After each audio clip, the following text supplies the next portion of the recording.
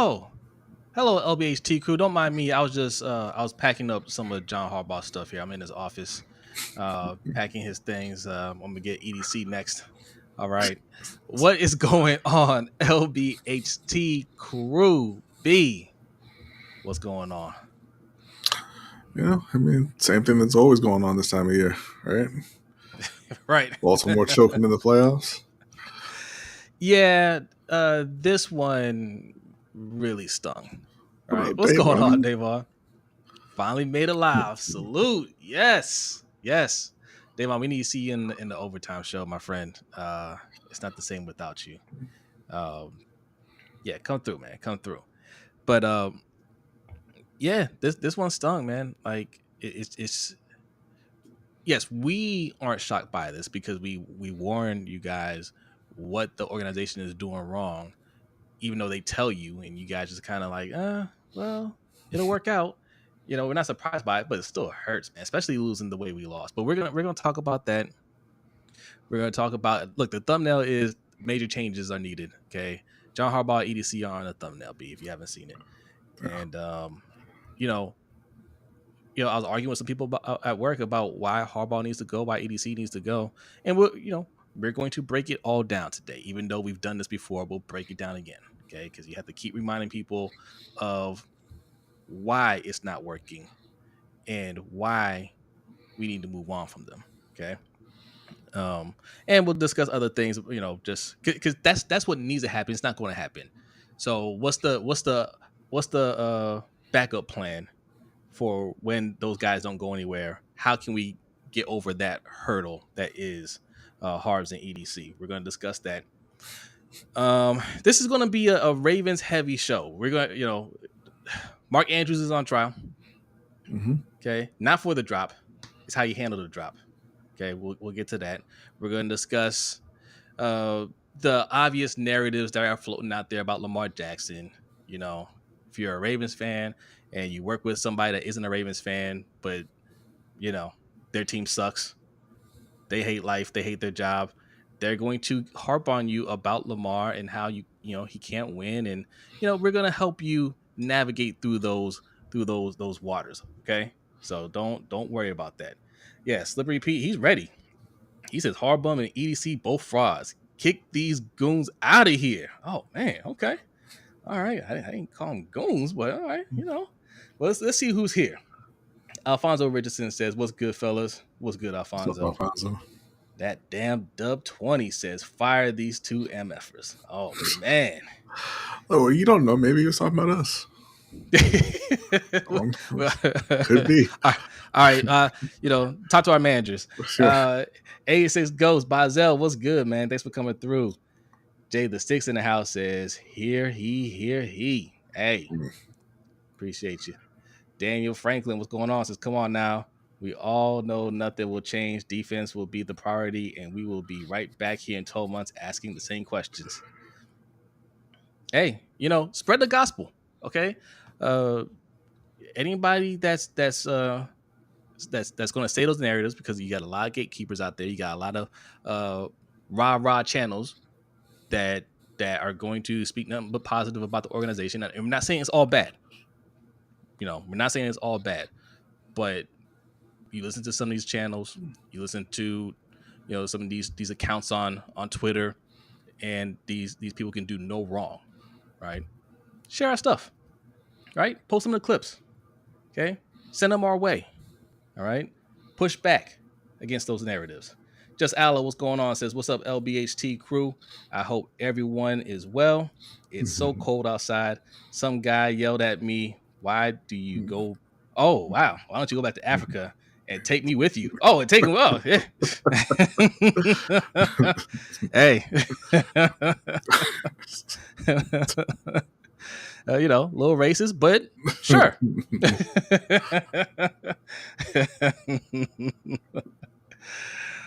Davon was good. Says hashtag LBHT crew. Salute. DDSQ in the house. What's going on, DDSQ? Says, "What's good, y'all? What's good with you?" Noah in the house says, "Come on, B. You ain't had to say it like that." I mean, it's the truth, no? Let's see who else is in here. Felipe says, "Will Ravens trade Andrews?" Felipe starts every show with a question. I appreciate you, Felipe. I appreciate you. We're going. I like this. I like this comment here from Lou Primo. Uh, I disagree with major changes. They just need consistency. People that can consistently catch simple passes. What about that wouldn't be a major change in Baltimore? What? Yeah. What does that mean? Consistency. Like, hey, we just need these guys that can't get better to get better. Right? Like D Weezy what's up says, "I might be late, but I'm back. Salute. Welcome back, D Weezy. I'm glad everything is turned around for you. Appreciate you, man. Yeah, man. Like, we have to stop making excuses. We have to stop saying next year. We have to stop saying these guys will improve. Mark Andrews is not going to improve. No. How many years of tape do you need to see from this man for him to, for you to realize this is who he is? It's been 7 years. Mm-hmm. And he has yet to score a touchdown in the postseason. I don't need to, like, have we been holding his paycheck this whole time? I don't know. Has he not been getting paid? Is this one of those things where it's like, hey, I'm just giving you a preview. You gotta pay me if you want the touchdowns in the postseason. The worst part, and I feel like it's worth mentioning, the worst part is that was his second best playoff game. Yeah. Like, yeah. He's been non-existent in the playoffs. Like, Ravens fans used to argue that he was the best tight end in the NFL, that Travis Kelce ain't had nothing on him. Yeah. And you're talking about a guy who he's been in the league 8 years and has 300 yards and 0 touchdowns in the playoffs. I've never seen a top tight end get erased in the playoffs. Because top tight ends are extremely hard to guard. Yeah. Extremely hard. Right? Like you knew Gronk was going to get the ball. What are you going to do about it? Nothing. Right? You gonna watch. We all see Travis Kelce. Travis Kelce, I don't even know if he can run anymore. He does a speed walk. He does a little. He doesn't even juke. He goes in a circle. He gets wide open. You know he's gonna do it, and he gets it open anyway. He makes the major plays. Like, this is washed Travis Kelce still being effective. What's Mark Andrews doing? But we're gonna talk more about Mark Andrews. Don't worry. We just started the show. Hey, it's Wednesday. Happy Wednesday. Hope your week is going well. But if not, hopefully it gets better starting right now. We are streaming live on YouTube, Twitter, and Twitch. I think that's all that's left now. So wherever you're watching, what's going on, Mr. Galloway? What's up, Dre? Says, what's up? Continue to be great. Hey, you continue to be great, Dre. I appreciate you coming through. MDT Sports, shout out to you. Osman, I see you. What's going on?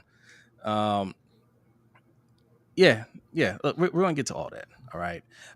Look, wherever you're watching this, make sure you hit that like button, follow, subscribe, all that good stuff. If you're listening to the audio form of this, it's Thursday. We put this out on lunchtime. We hope you're enjoying your lunch. Okay.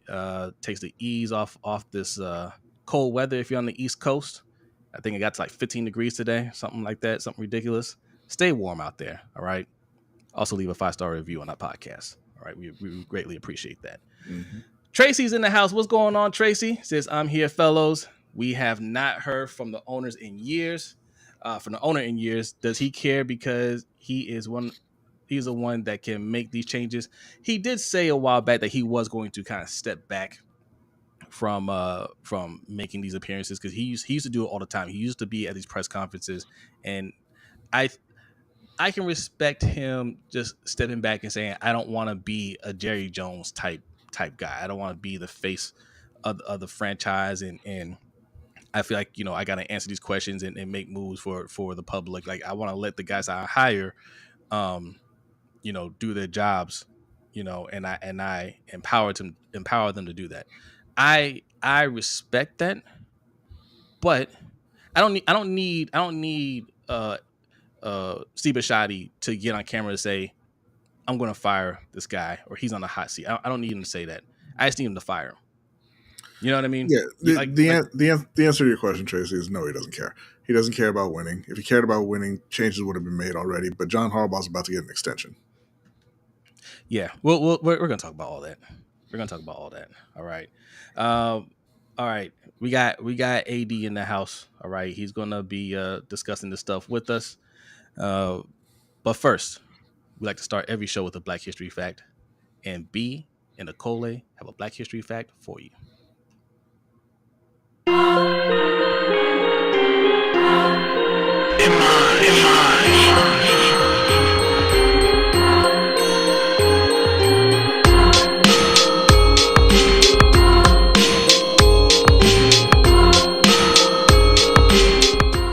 Welcome to this week's Black History Fact. Bleeding Kansas, 1854 to 1859, was an intensely violent and chaotic chapter in American history, arising from the deep-rooted conflict over the expansion of slavery. The Kansas-Nebraska Act of 1854, crafted by Senator Stephen A. Douglas, allowed settlers in the Kansas and Nebraska territories to determine whether they would permit slavery through popular sovereignty. This legislation effectively repealed the Missouri Compromise, which had banned slavery north of the 36 degrees 30 minutes parallel, and ignited fierce political and social upheaval. As both pro-slavery and anti-slavery settlers rushed into Kansas to sway the vote, the territory became a battleground. The pro-slavery faction, known as Border Ruffians, primarily hailed from neighboring Missouri, while the anti-slavery settlers, or Free Staters, were mainly from the northern states. The two sides engaged in a bitter struggle, marked by fraudulent elections, violent raids, and guerrilla warfare. One of the earliest and most notable incidents was in 1856. Pro-slavery forces attacked the anti-slavery stronghold of Lawrence, Kansas, destroying printing presses, looting homes, and burning down buildings. In retaliation, the radical abolitionist John Brown led a group of men in the Pottawatomie Massacre, brutally killing 5 pro-slavery settlers along Pottawatomie Creek. The violence escalated, with both sides committing atrocities in a cycle of revenge. The territory earned the moniker Bleeding Kansas, as the conflict became emblematic of the nation's deep divisions over slavery. The turmoil in Kansas reflected the larger national crisis and foreshadowed the impending Civil War.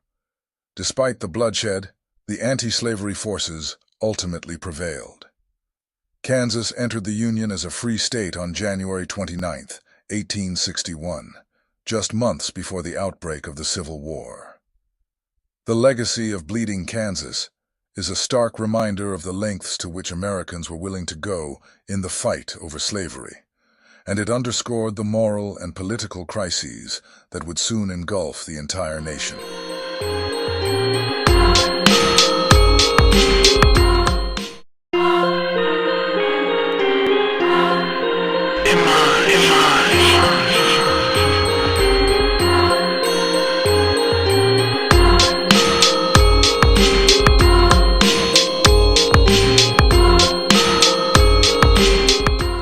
Welcome to this week's Black History Fact. Bleeding Kansas, 1854 to 1859, was an intensely violent and... All right. You got it? Thought you were playing it twice. No, I don't know what was going on there. All right. We got AD in the house. Yo, what's up? How y'all feeling? Who's not going to be here for the whole show because you got some work to do. Right? Yes. All right. What is going on? AD. What's good? How y'all feeling, fellas? Doing good, man. As good as can be. You know, me and Adrian, we've been discussing all week. We've been venting our frustrations. Along with some other people at work, man. Just it's disappointing, man. But the talking points are going to be out there. We're going to do a segment dedicated to discussing why EDC and John Harbaugh are a major problem for this team, and then we're going to do a segment kind of combating the narratives around Lamar Jackson, because they're already out there, and people are going to say it, even Ravens fans, a lot of Ravens fans, and that's because they're conditioned to think a certain way. So we're going to help everybody. We're going to recondition their brains a little bit over here, of why you shouldn't listen to those talking points out there. You know what I mean? So let's start with yes, the major changes. Okay. First of all, I was arguing with somebody about John Harbaugh. Anytime, like, Lamar it's open season on Lamar. Lamar doesn't play perfect. We lose, it's all his fault. I'm hearing people say, "Oh, we're never going to win with Lamar." Okay, he's got to do better. He's got to do this. You bring up the coach. It's, oh no, the coach is great. No, we can't fire the coach. Who will we get to replace the coach? Right? Who Somebody else even could possibly lose every year? somebody even told me he's the winningest coach currently in a postseason. I'm like, do you not see what's going on in Kansas City? Have you not heard of Andy Reid? Andy Reid has more playoff wins than John Harbaugh has appearances, and he's got 3 Super Bowls to boot. Okay, and that's who we have to get by. And if he's one of the winningest coaches in the playoffs, why aren't we winning? Right? Every year we go out the playoffs the same way. Right? It's always turnovers. We didn't play our best game. Why didn't we run the ball enough? Where was the defense? Right? It's always the same thing every year. So if Lamar Jackson, who should be in line for his 3rd MVP, can't win, where's the change come from? If you believe Lamar can't win and he's good enough to be the league MVP, where should you make a change? You want to change quarterback? Because I can tell you this: if Lamar's not on this team, not only are we not winning, we're not talking about John Harbaugh, we're not talking about Eric DeCosta. They will both be fired. The 5 years prior to Lamar Jackson being drafted, we only made the playoffs one time. Right? Mm-hmm. Once in 5 years. So how successful was he? That Super Bowl gave him a lot of grace, but after 12 years, that's over and done with. So you look at the team. No, what you want to say, B? No, and they're a team that's just complacent. He inherited a great roster. They won a Super Bowl despite not really liking John Harbaugh, and he's been coasting since then. And he's been coasting and saying, "I'm going to do it my way. I have a ring. You can't tell me what to do." And Bisciotti has said, "Cool, it's fine with me." I forgot. Before you finish, we did get a super chat. I meant to bring that up from Dapper Dons. Appreciate you, Dapper Dons. Appreciate the $5 super chat. Says 1, fire John. I can't make adjustments. Harbaugh. 2, get Lamar a great O-line and weapons that don't drop the ball. 3, defund the defense. Salute. 4, sub to lunch break hot take. Follow these instructions, Ravens Nation. Follow these instructions. Appreciate you, Dapper Dons. I really appreciate that. Thank you. I'm sorry. Go ahead and finish, B. Yeah, but he's a guy who thinks that his way is the right way because he won a Super Bowl. Essentially doing it his way, and nobody can tell him anything. And the owner is going right along with it. You bring in a new GM. Well, not even bring in. You just promote a new GM, and it doesn't matter what. And this is where part of it for me is not on EDC. It doesn't matter who EDC brings in. John Harbaugh's not going to play people he doesn't want to play. Look at Ben Cleveland, right? You can look at even David Ojabo, Tylan Wallace. He doesn't like playing younger guys if he doesn't absolutely have to. And DeCosta tried to force him into it one time where he said, "Hey, we've got some young wide receivers. I'm not going to sign any older ones. Let's just see how it goes." And it went horribly, right? Yeah. No, the only thing I'm gonna say is he can draft better. That's the one thing he can do. Yeah, absolutely. But like he's not a great drafter. And no matter who you are, you're going to miss on the majority of your picks. So if that's the only way that you're looking to acquire talent on the offensive side of the ball, you're going to fail, most of the time, right? The GM's job is not running the draft. The GM's job is drafting the players, signing players in free agency, and acquiring players via trade. He's also not doing that too, though. Well, they do that on defense. Yeah. They acquired Roquan. They went out. They signed Marcus Williams. They acquired Marcus Peters years ago. They go out and they find cheap, effective veterans. Like Kyle Van Noy, like Jadeveon Clowney. They don't do it nearly as well or nearly as often on offense. Deshaun Jackson, Des Bryant.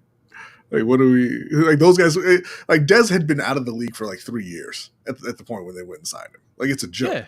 Oh, did you see today that they signed Anthony Miller to a reserve future contract? So, offense is set. Offense is set for next season. But no, it's just, it's a team that they're content.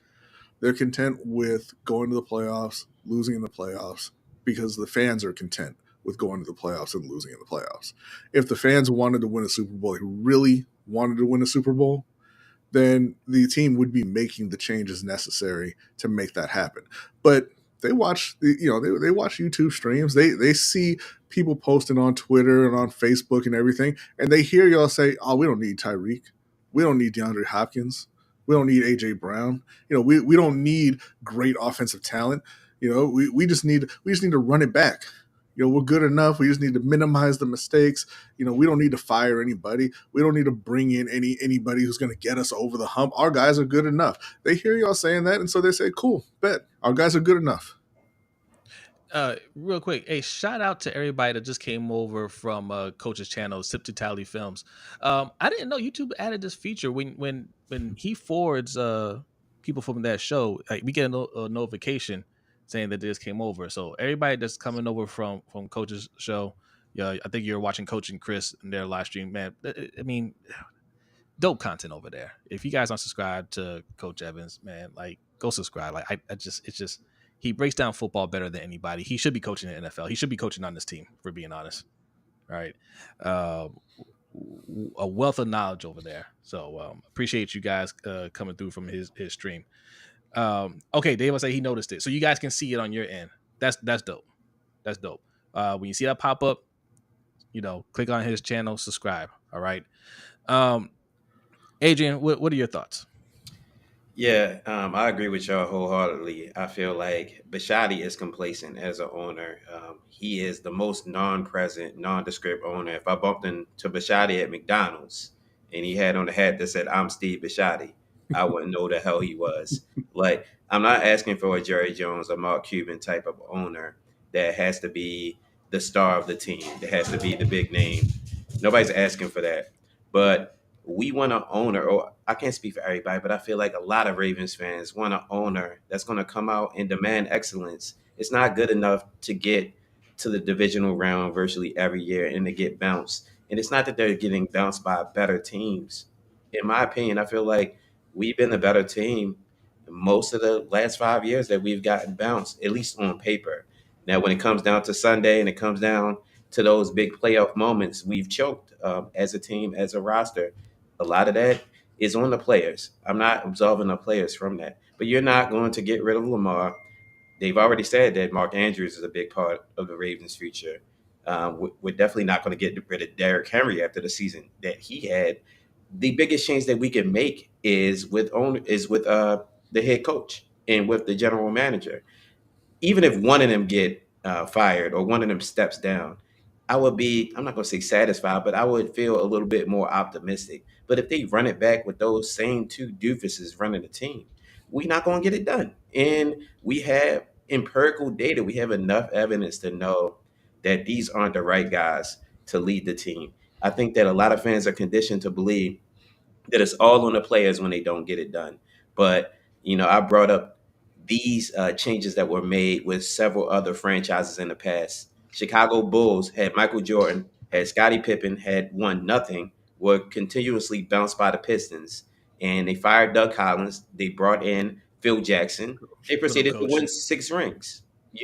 This happens in sports all the time, where you're close to getting it done, and one slight change, whether it be head coach, general manager, leads to a team going on a dynastic run, or even just winning that one championship. And right now, I think Ravens fans would be satisfied with one championship. Can we get back to the Super Bowl? How many times we're going to continue to get bounced in the divisional round? And Buffalo did not have a better team than us. They had a better head coach. I would take McDermott all day. So if we swap McDermott and Harbaugh on Sunday, who do you think wins that game? Just ask yourself that question if you're a Ravens fan. Right. The funny thing is, you can ask yourself that question about a lot of teams swapping head coaches with Baltimore, and the answer is always Baltimore gets better with whoever you swap head coaches with. The thing is, you said that a lot of it is on the players, and that's true. The players have to go out and they have to perform. They can't make the mistakes that they make continuously, but this has happened under John Harbaugh, no matter who the players are, and it happens under John Harbaugh, no matter who the coordinators are. Right. The only constant in Baltimore is John Harbaugh. It doesn't matter who's been at quarterback, running back, wide receiver on the O-line, who's playing on defense. Doesn't matter who's coordinating those sides of the ball. I mean, to an extent, it didn't even matter who was picking the players, right? Because it started before Ozzie even stepped down. He does not get his teams ready for the majority of the games. In the regular season, they've kind of gotten over to that hump where, hey, for big games, we're ready to go. We go out there, we perform in big moments, but then they fall on their face against teams who they should beat easily. When they get to the playoffs, they play scared. They look scared. They play scared every single time. And I say, even the games they win, they beat Houston last year. They looked scared in the first half of that game. And in the second half, they came out and they realized, oh, well, these guys aren't actually better than us. We can relax. We can just go play. But they came out against Buffalo. They looked scared. And they played scared. And that comes directly from the head coach. And it's not going to change unless he's gone. Yeah, I mean, B has been saying this from years before Lamar even got drafted. I used to argue with Brodny about this a lot, right? B used to tell me from way back then, like, hey, Harbaugh isn't that good of a coach. I'm like, what are you talking about? Like, we won a Super Bowl with Harbaugh. And B was like, a lot of veterans on the team, a lot of great players, a lot of Hall of Famers on that team, and a little luck was involved in that run, right? Because we should have been bouncing in that Denver game. Mm-hmm. And and B was saying the same things back then. That's why we're saying this isn't about a loss that happened this Sunday. This is predated Lamar Jackson. B has been saying, watch the games. In big games, they'll step up and they'll win. The games they're supposed to win, they're not going to win because Harbaugh doesn't get them prepared week in and week out. He's been saying this for over a decade. Right? And it still happens to this day. Now, EDC, I don't let him off the hook because draft better, one, right? You go into all these drafts with 10 plus picks, right? Not exactly, but like he gets a lot of picks. I mean, we can go through them, right? Me and B, we went through the list last night. This past draft, 1, 2, 3, 4, 5, 6, 7, 8, 9 picks. How many of these guys do you think are actually going to work out? I'll read them off real quick. Nate Wiggins, Rosengarten, Adisa Isaac, Tez Walker, TJ Tampa, Rasheen Ali, Devin Leary, Nick Samac, Sanusi Kane. That's just this last draft. Nate Wiggins, yes. Rosengarten, yes. What about everybody else? I don't think anybody else works out from this draft. Right? And that's what I think, regardless of the type of player he is, Nate Wiggins was a terrible pick. That wasn't an area of need. You had massive holes on the O-line. You could have drafted Roger Rosengarten right there in the first round and come back in the second round and got that guard that San Francisco got, Dominic Pooney, and went a long way to addressing your issues on the O-line. Nate Wiggins provided nothing this year. and you are in a win now mode. You're not talking about getting guys to help you out 3 and 4 years. Like that's not what the first round of the draft is for. It's not to get guys to help you out in 3 years. It's to get players who are going to make an impact on your team right now. I won't say he provided nothing. It just wasn't that impactful. Like he was a solid player for us, right? It wasn't like he's out there getting burnt every week, but we can find somebody to do that. It doesn't have to be a first round draft pick. That's Colin what this. Green just subscribed. Appreciate you, Colin. Thank you. That's what I'm saying when I say he provided nothing. Like Yeah, I get it. he got Yeah, burnt his fair share, and he made a play here and there. You could have gotten a guy off the street to do that. He didn't come in, and he wasn't an upgrade at that position over what you already had. He just kind of fit into the rotation, and he was there.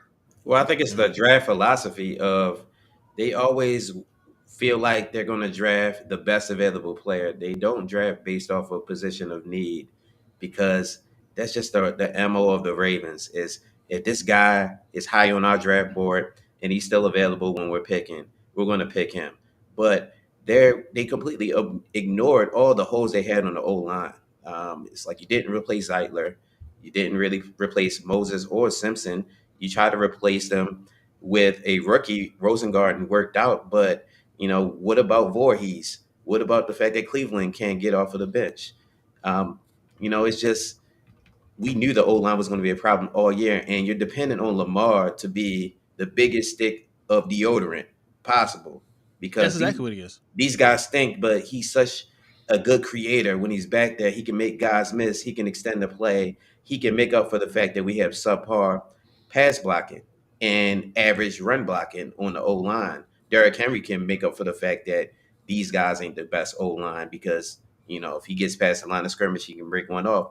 But you got to build an entire team. The teams that win in the playoffs, they have some holes, yes, but they don't have the glaring holes that we had on this team. We still don't have a solid pass rush. But more importantly, our offense is what the team is built on right now. And Lamar doesn't have the requisite weapons that you would want out there because he's an MVP quarterback. He's won two in 5 seasons and potentially three in the last six. Any quarterback that has that is supposed to win a Super Bowl. He's the only quarterback with two MVPs that hasn't won a Super Bowl to date. And Today, yeah. and I think that that's going to be a huge knock on him until he's able to get over the hump. And he's not going anywhere. So anybody talking about, oh, we can't win with Lamar, we're going to see because he's going to be here for the duration of the contract. I want the guys that can go to go right now. Yeah. Hendo was good. From the Road Pod says Queen wasn't a position of need. No. Well, no, he was, but it was a creative. It was a need that you created Yeah. by letting Yeah. CJ Mosley go. But it's also like you say, middle linebackers, they're not as valuable, right? That's one of those things where, okay, yes, we need a solid middle linebacker. Do we have to spend a first round pick on one? No. Rosengarten, yeah, was a position of need for sure. But that's our point. Why aren't we looking for those guys earlier in the draft? Nate Wiggins, I think, is going to be fine for us, but it just seems like the best player available always happens to be defense for us. That's weird. It's weird. Yeah, even when more talented guys on offense are available, our board just says defense is better. Yeah, because best player available isn't a real thing. You don't know who the best player available is, and they salute Rico like defense. That's their philosophy. They like to build through the defense. So of course, if there's two guys there who they feel similarly about, two prospects, and one of them plays offense and the other one plays defense, they're taking the guy who plays defense. Yeah. It needs to be a change of philosophy, and it's not just in the draft. It's how they approach free agency. Like, this is why I hold EDC accountable, man, because they don't their philosophy. I think is all BS anyway, right? This whole zig when we zag, we want a tough defense. We want to run the ball. But when you get into big games and clutch situations, you don't want to run the ball, and your defense isn't nearly as tough as you think it is, right?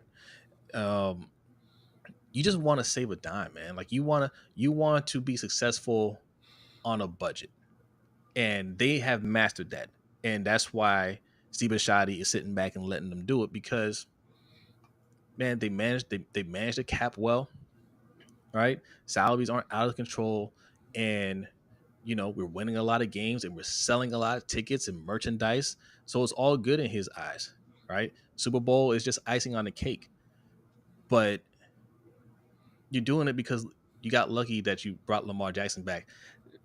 Lamar Jackson should not have re-signed here. I'm just going to be honest. He shouldn't have re-signed. Not when when the league is colluding to keep him from getting the most money he can get. He should have 100% guaranteed contract. 100%. And this organization was putting out propaganda to say that he wasn't worth it. To say Josh Allen was more valuable than he was, right? Things like that. And all Lamar has done since he's re-signed was giving you MVP performances. He should hold out right now, right? I just listened to the press conference earlier today, and somebody asked Eric DeCosta about talking to Lamar about restructuring his deal to create some more cap, and he kind of talked around it. He's just like, oh well, we'll see. I just want him to relax right now, and maybe we'll visit that later on. The answer is, not only are we not restructuring it, we'll restructure it if in terms of giving him more money. He's already outplayed this contract. He's already outplayed it. You got lucky because he asked for a trade, right? When you tagged him and didn't want to come to the deal, he asked for a trade. If you don't get that deal done with Lamar and he ends up elsewhere, this team not winning anything. We'll finally get the top draft picks, right? Maybe we'll end up with one of these young quarterbacks, but it wouldn't be Lamar, and we wouldn't have this coach or GM here, right? Like I don't give him a lot of credit for it, and he didn't draft Lamar. That's the other thing, right? Yeah, the and they drafted Hayden Hurst. Hayden Hurst, yeah, over Lamar. That was Ozzie. Ozzie wasn't perfect either. No, man, I just don't like the moves that he's made. Like, I'm looking at the team. The only thing that we can do right now, because the reality is these guys aren't going anywhere. John Harbaugh is in the last year of his deal. They'll probably extend him, right? Unless he says, no, this is my last year. Let me just, all in. Don't win, win or not, I'm retiring. I don't see him doing that, but they'll probably extend them. These guys are going to stay. There has to be some sort of change. There has to be a moment where they say, hey, you know what? For this year, because, Derrick Henry is already older, we might have one more year of that quality of play left in them. The last 2 years, we felt like we were the best team, and they were, and we blew it. We have to do that extra. The O-line, Eric DeCosta said at the beginning of the year he didn't think the O-line was going to be that good. He said that. He said next year for the O-line. So he got rid of solid veterans to go with unknowns. He didn't know Rosengarten was going to be able to hold down that position. Got lucky, right? The guard positions, they didn't hold down. Right. And it was luck because they said whether there wasn't a O-lineman worth drafting in the first round. You're telling me that a starting right tackle's not, a day one starter right tackle's not worth drafting in the first round? They didn't know he could play. They didn't think he would be able to play as well as he did. They got lucky.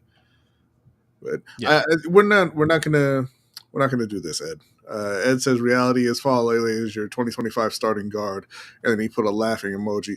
Faalele, I will remind you. Stop laughing. I will remind you, is a Pro Bowl guard. Okay, Pro Bowl alternate. Pro Bowl guard. All right, and somebody got to hold the bags. Man, listen. He was holding down that line. That's what he was doing. Okay. And B. you can see again. We talk about Lamar Jackson and the gravity effect that he has, like in helping out Derrick Henry. It's like the Steph Curry thing, the gravity thing, right? He pulls defenders to him, and it makes things easier for Derrick Henry. It makes things easier for the wide receivers because they have to pay so much attention to Lamar. Watch the O line. Now you tell me you all say, "Oh, Daniel doesn't block anybody. He's just standing there doing nothing." I don't see any defenders around him. Okay. Hey, He if you don't, repels defenders from where he's at. And if you what more could you ask from an O lineman than to be able to repel the defense? These guys were 5-10 yards away from Daniel Falalele. They want no parts of him. If you had if you don't block anybody, you can't miss a block. If you Okay. had 5 Daniel Falaleles, Lamar Jackson would have been sacked 0 times. Look, this is an ongoing joke that we have here, right? B believes in Falele, but seriously, okay. B thinks Falele can turn into a solid player. Maybe. You stop it, coach.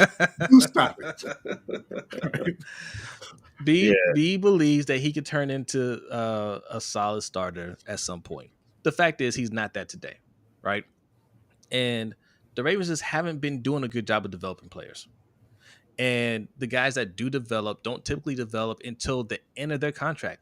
Like Owe, we're talking about Owe now. He's going into his 5th year, and he's finally giving you some production, right?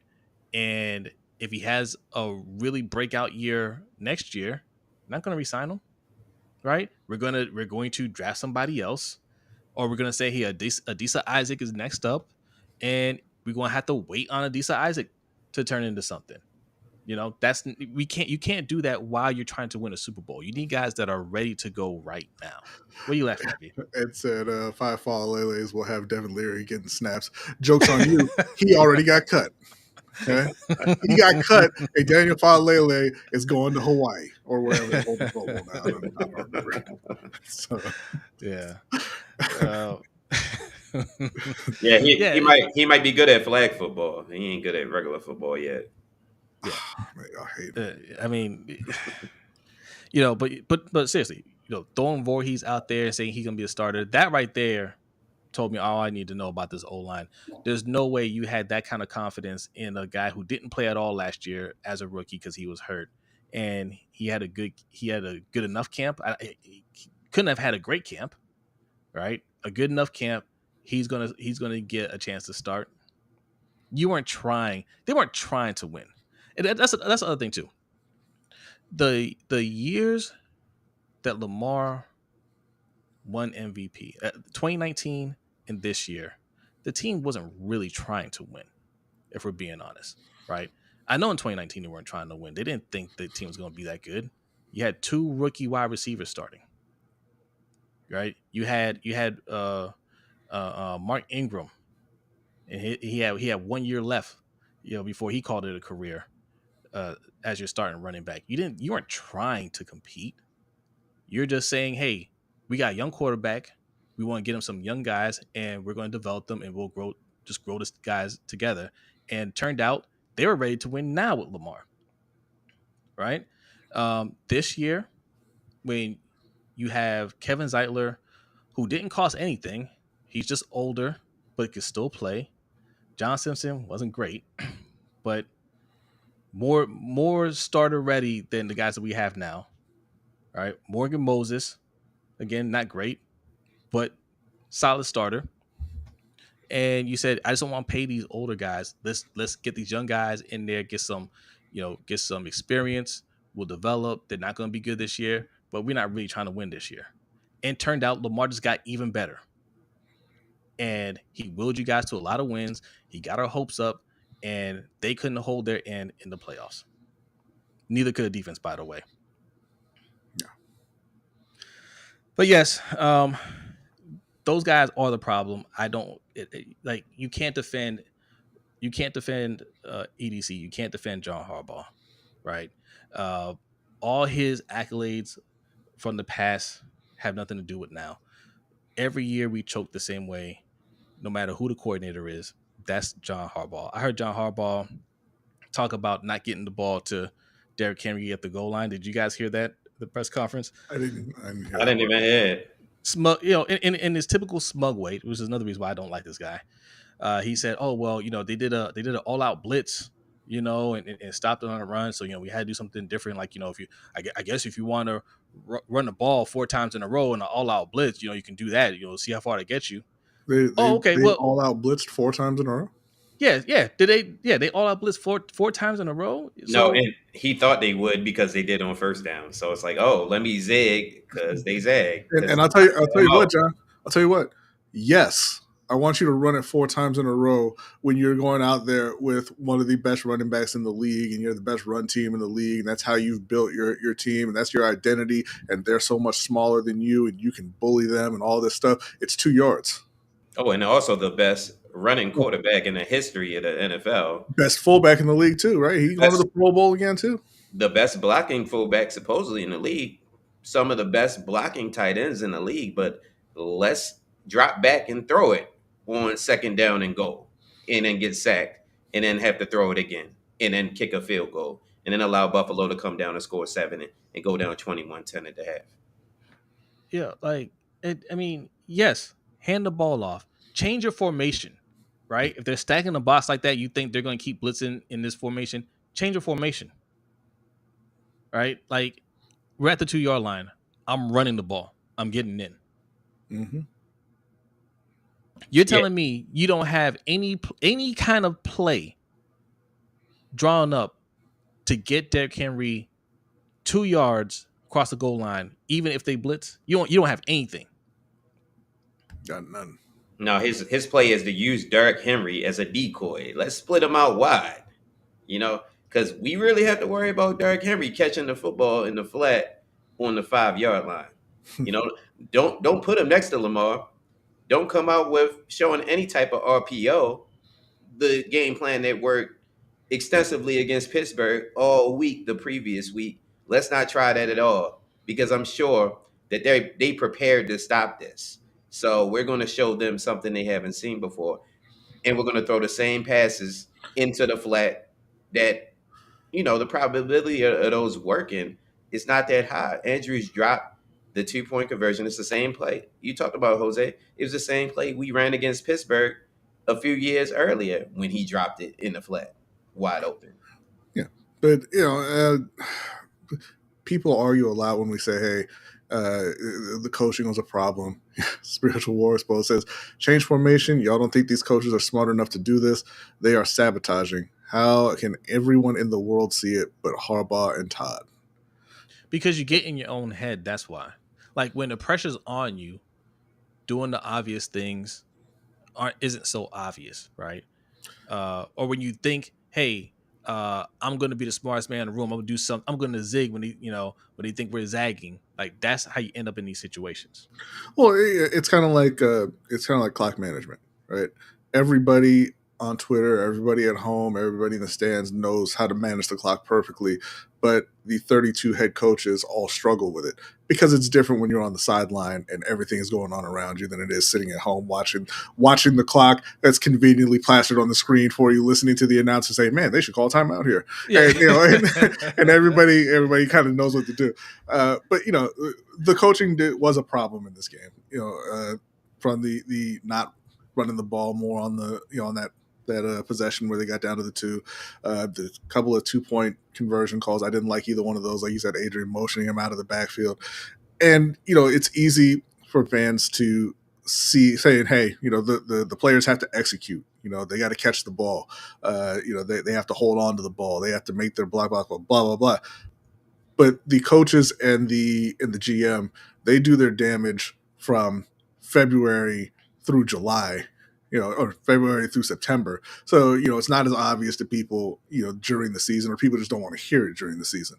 You doomed this team when you drafted Nate Wiggins first overall, and you didn't, not first overall, but in the first round, and you didn't go after any veteran offensive lineman, right? Like you got Rosengarten, and that's great. He played really well, but you had 3 holes on the offensive line. You filled one of them.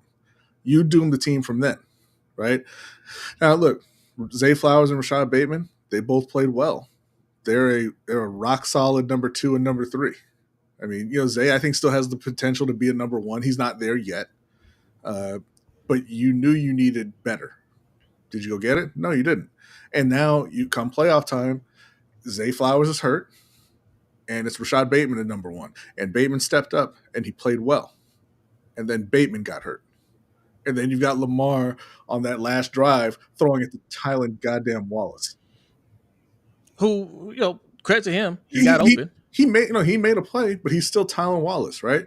And at the end of the game, with that 2-point conversion, you're throwing it to Mark Andrews. And I know that Mark Andrews has the pedigree and the name and all that, but you shouldn't be throwing to Mark Andrews. And you shouldn't be throwing to Mark Andrews.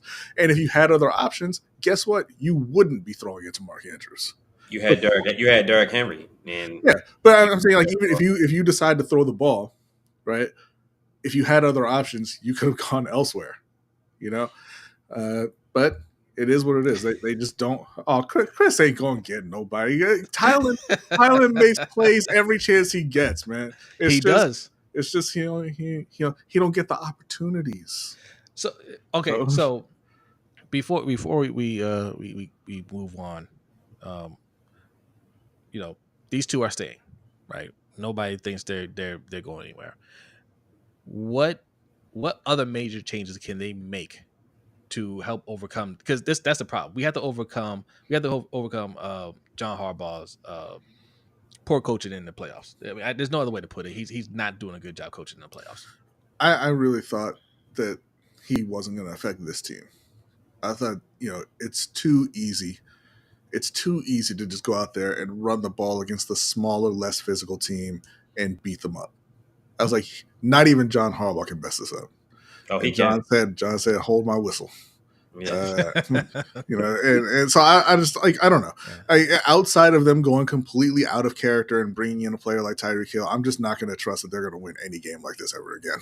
No, I got zero confidence that we can make any changes short of getting rid of Harbaugh and getting rid not Monken, but getting rid of EDC. If it's not one or both of them, I feel like we'll be having the same conversation this time next year. You set your watch to it, your calendar, everything. Make no mistake, that's not my question. Like, I'm not saying that I have faith in these guys. I clearly don't have faith in these guys. But what we like to do here at Lunch Break Hot Take is just give our advice, right? We just give you the information that you need. Do with it as you will, right? What do they need to do to get over this hump? Not are they going to do it? We know they're not going to do it. We know they're not going to bring in a superstar player, the caliber of Tyreek Hill or Devontae Adams, or Garrett Wilson or any of these guys, right? And a lot of the fan base is on the organization's side because they're conditioned to think those guys aren't worth it, right? But what would they need to do to have that type of team to where you could say even John can't mess it up this time? I think we need the right guards, right guard and left guard. First and foremost, those are two things that shouldn't be crazy expensive. Jose, you brought up that Zeitler doesn't cost that much money. He was solid when he played with us. I would love to see Zeitler back in the Ravens uniform. It's a bunch of other guards that are better than what we have right now, whether it be through the draft or inexpensive free agents. Also, I do feel like, we do need another wide receiver. We need, I feel like, a bigger, more physical wide receiver to go with Zay Flowers and Rashad Bateman. In a perfect world, Rashad is a number 3 to me. He would be a hell of a number 3. But I feel like as a number 2, he's pretty average. I hope he's not watching right now because Rashad had a great season. I'm not trying to down him at all, but I feel like we could shore up that wide receiver core if it's not with what we have, because obviously we don't believe in Tylan Wallace. We don't believe in the rookie. Could he even get on the field all year? Like, one catch, one touchdown, that's it.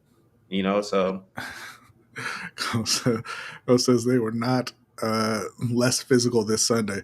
Go ahead and disagree with you there, Coach. I mean, I'm looking at the third quarter drive right now. Derrick Henry 6 yards, Derrick Henry 3 yards, Derrick Henry 17 yards.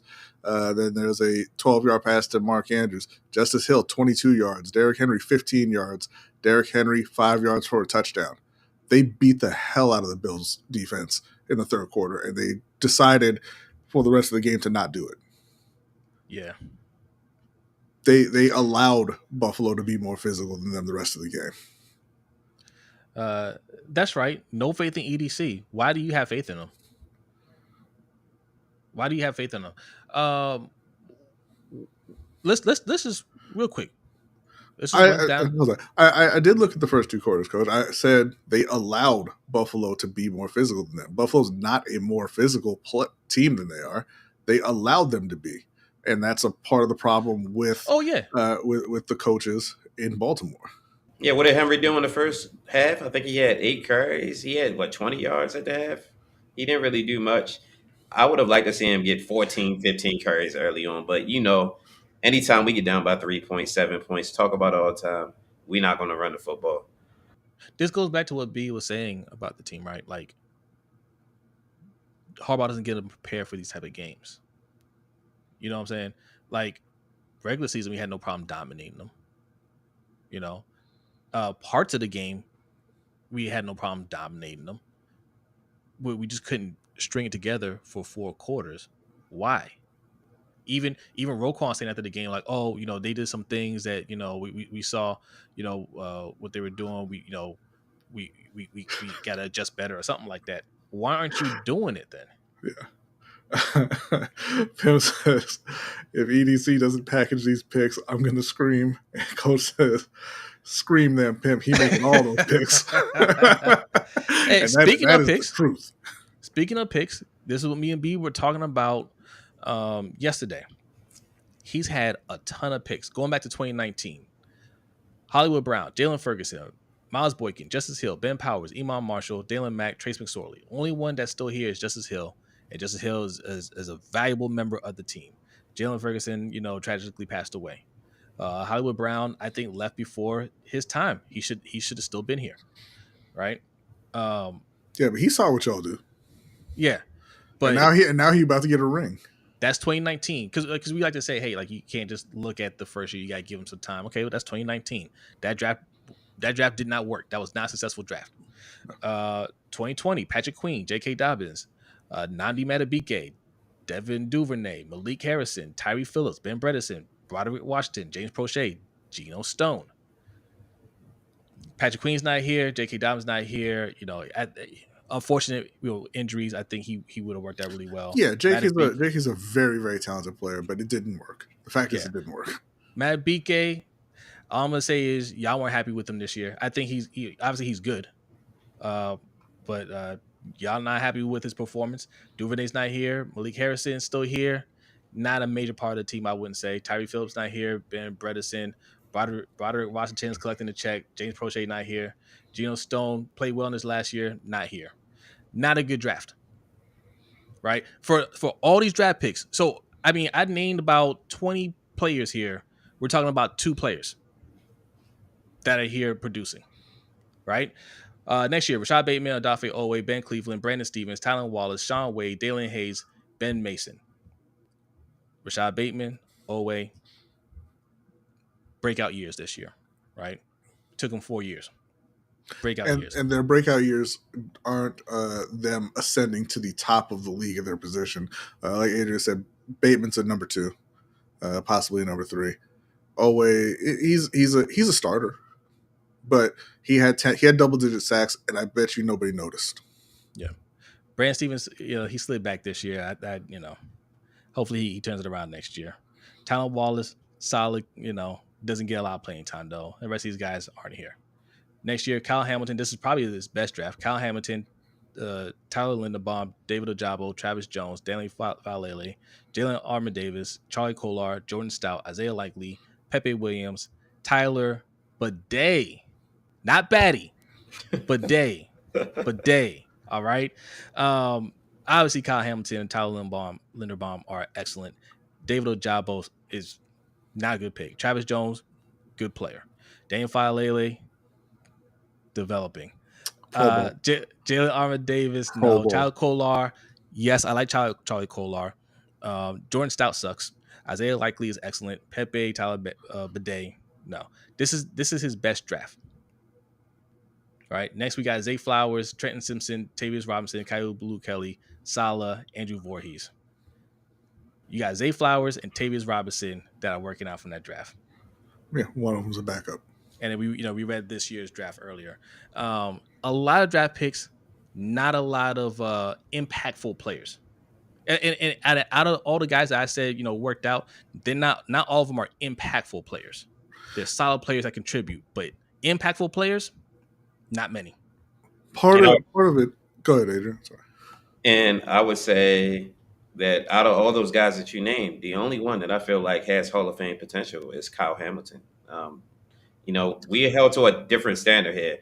Ozzy's first two picks were John Ogden and Ray Lewis, two Hall of Famers. Like he was known for picking guys that were going to pan out. And yeah, a lot of them were defensive, but that was at a time where you could build a team on defense and win. We won a Super Bowl with freaking Trent Dilfer at quarterback. But this ain't the era that you're going to win with Trent Dilfer. You got to have some offensive dogs out there, and you need some weapons, man. We don't have a Jamar Chase. We don't have a Justin Jefferson, and we're never really drafting high enough to get one of those guys in the first round. But we can get an Amon-Ra St. Brown, a guy that falls the second, third round. We could have gotten a Stephon Diggs. We could have gotten a DJ Moore. A lot of guys that fell to DK Metcalf was second round pick as well. A lot of these weapons are second and third round picks, and we never seem to hit on ours. Hey, you could have got Justin Jefferson too. He went 20th, 21st, I believe it was. Hey, Yolanda. In the early 20s, but they're not interested in moving up to get guys like that. What's going on, Yolanda? And I'm going to disagree. I think Tyler Linderbaum has the potential to be a Hall of Famer as well. But yeah, it's him and Kyle. Hold on, Felipe. Nobody's saying he's Hall of Fame today. Talking about Kyle Hamilton, we're talking about potential, right? He does have potential. He's an excellent safety, and I think Tyler Linderbaum has potential as well, right? They're just starting out their careers, but what we're saying is those guys are very good players. And we just can't say that about any of the other players that we drafted. Urban Closer says Ozzy should put an earpiece in EDC's ear and tell him what picks to make. He'd be like, Bronson Calfusi. That's right. What you want? That's what you want right now? Ozzy made a lot of bad picks too. A lot of bad picks. I'm going to say Ozzy was washed. That's why he stepped down. Ozzy was done. Thank God. That was a year. Thank God he got you Lamar, but Ozzy was done. Lamar could have started his career with Derrick Henry. We could have just drafted him. Instead, we end up with Kamali Correa and Bronson Kafusi because we had to keep trading back to get more picks. Had to keep getting more picks. Right? Yeah, Ozzy was definitely washed. He had one last hurrah when he went out and got Lamar Jackson.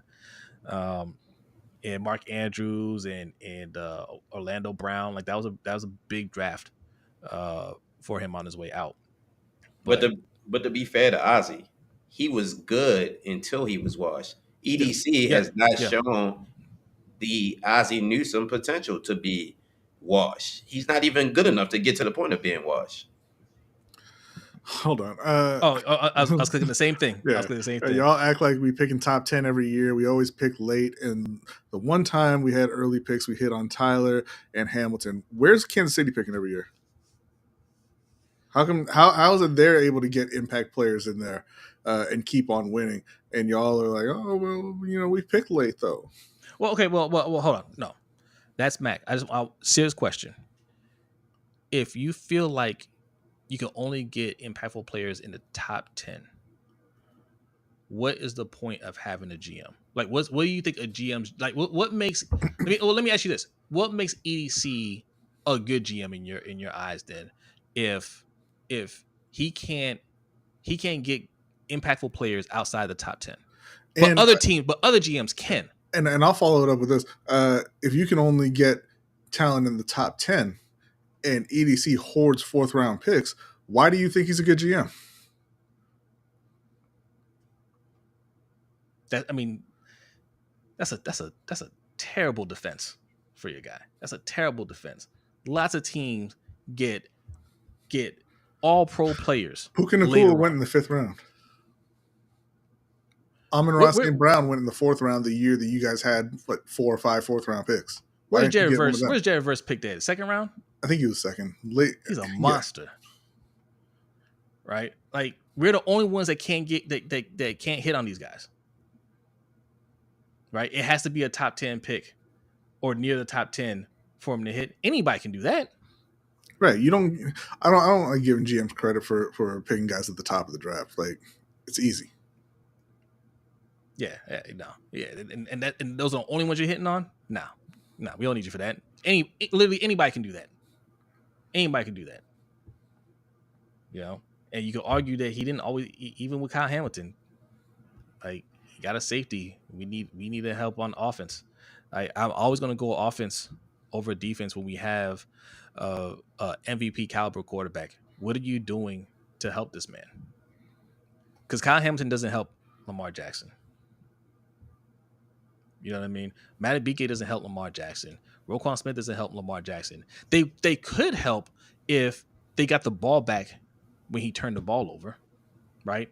The 2 out of the 6 times he did it, right? This season, if they said, "Hey, don't worry about that fumble, we're getting the ball right back for you, or we're only going to hold him to a field goal," then yeah, you'd be helping, right? If they got the ball back after Andrews fumbled the ball, they say, "Hey, don't worry about it, we're getting the ball right back for you. They're not getting anything out of this." Then yeah, you'd be helping. But all you do is give up touchdowns and say, "Oh, well, the offense put us in a bad position." So what? Are you good or not? Hold that team. Nobody said you had to give up a touchdown. Hold them. That's the difference between you and the real defenses we used to have in the 2000s, early 2000s. You're not that. Yeah, and they give out 27 points to a team that threw for 130 yards. That's inexcusable. Our best part of our defense is supposed to be our ability to stop the run. Josh Allen was able to run right up the middle on the goal line, but we can't run the ball on the goal line. Somehow the smaller, lighter, less physical team was more physical than us. Lenny versus Voice AI just subscribed. Appreciate you, Lenny. Thank you, Lenny. All right, so we're not done talking about the Ravens, but we're done with these two. All right, if you're still on that train, man, I don't know what to tell you. Like, you're just going to keep making excuses for these guys, but they have not done a good job supporting Lamar Jackson by any stretch. I'll end with this: if Lamar left the team today, says, "I want out, I want release," forget the cap and all that stuff. You had enough cap to bring in another quarterback, and they brought in somebody. I don't even know who else. The best quarterback available. How many wins does this team get? Right? How many wins do you think they get without Lamar Jackson? It's a great question, because like right now, you could make an argument that Sam Darnold's the best quarterback just available. Right? He's not under contract next year in Minnesota. I don't think that they're going to resign him, but he's potentially available. Right? How many games do you think you win with Sam Darnold as your quarterback? Great question. Chat, answer that. How many with Sam Darnold? Yeah, not any quarterback. Sam Darnold. Because I want to make a point here. Sam Darnold. How many wins did the Vikings have this year? 14. 14 wins. Okay. Sam Darnold, free agent, had a very good year. He comes to this team. Lamar's gone, and Sam Darnold takes over. How many wins does this team get? I see 2, 3, 6, 7, 8, 3. So you guys don't 7. You guys don't believe in Sam Darnold. Okay. Who says the NFC is trash when they were in a division with another 14-win team, and I think the Packers won 12 or 13. So I see 5-4. The NFC is not trash. He has a stacked team.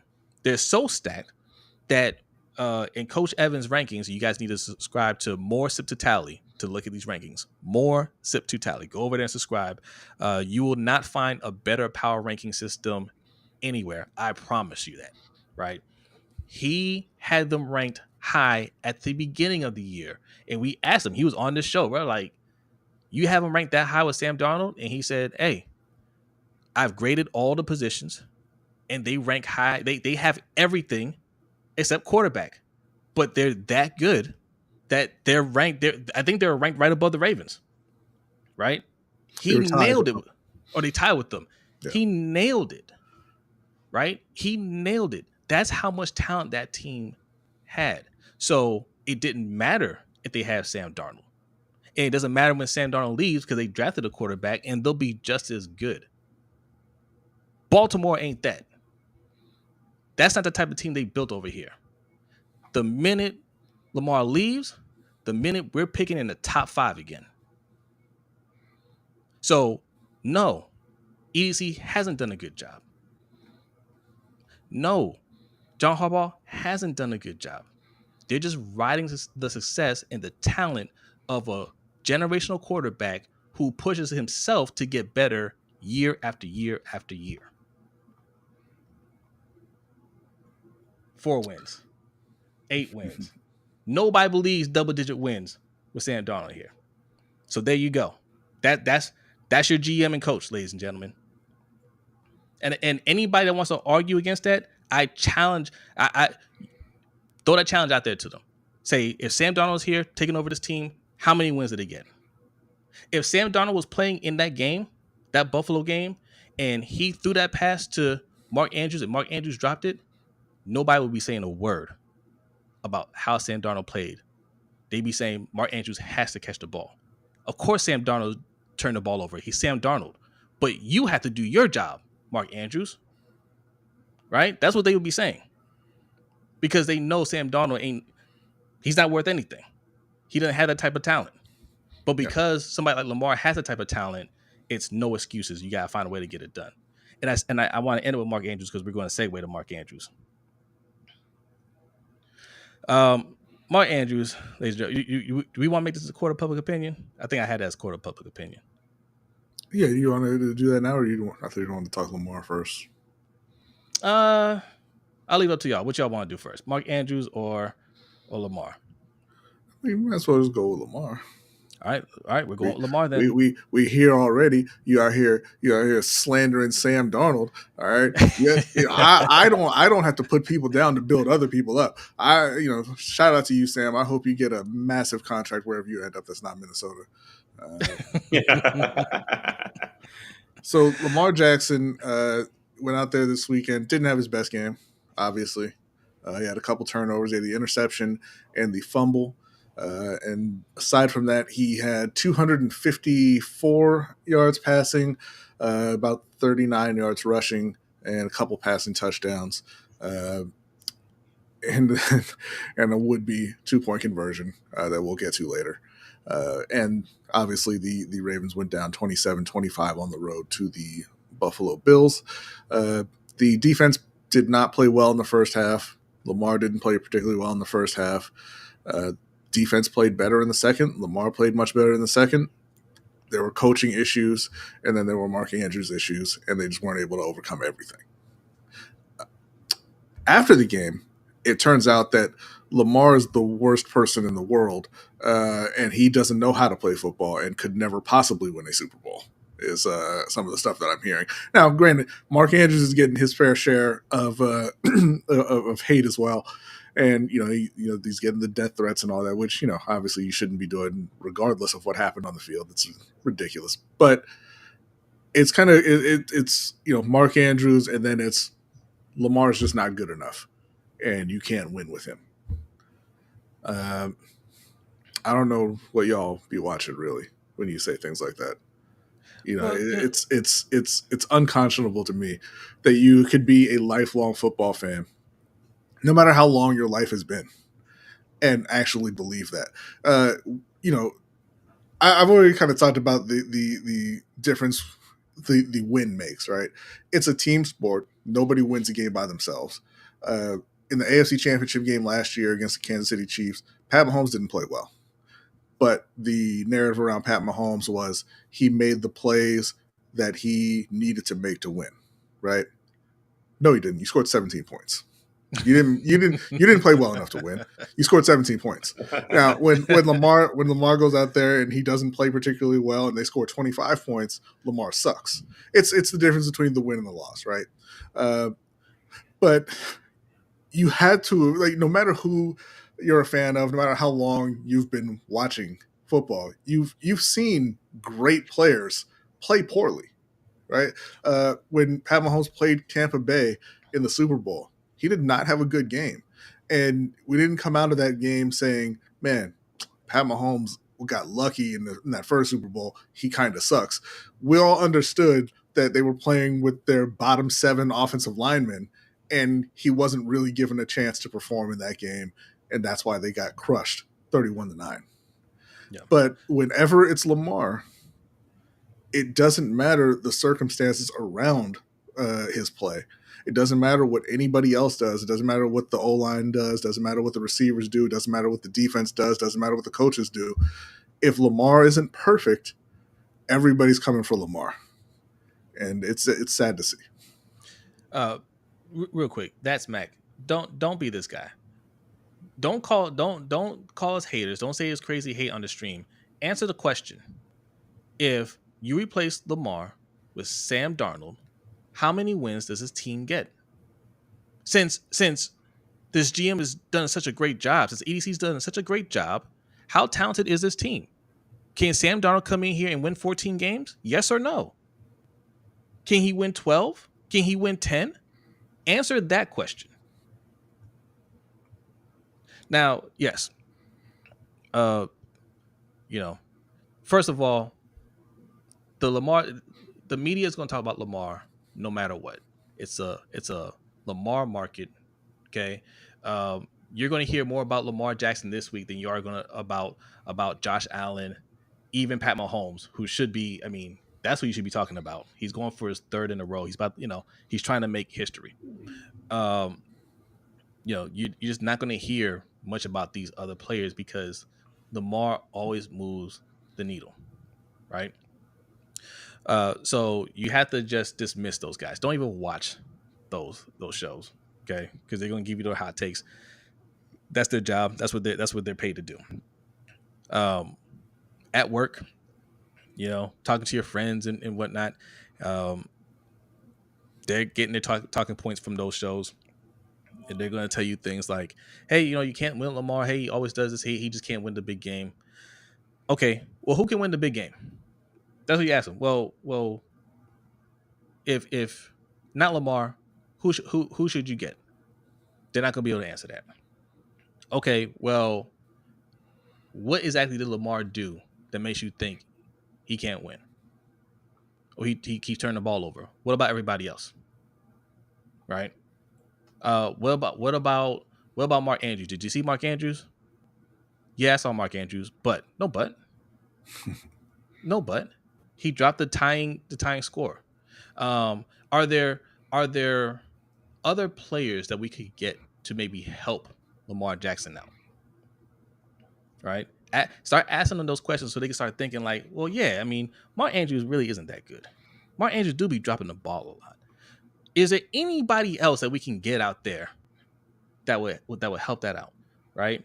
Yeah. Why didn't Derrick Henry get the ball more than 16 times? Why didn't we hand the ball off to Derrick Henry at the 2-yard line? Right? Like, why aren't we doing that?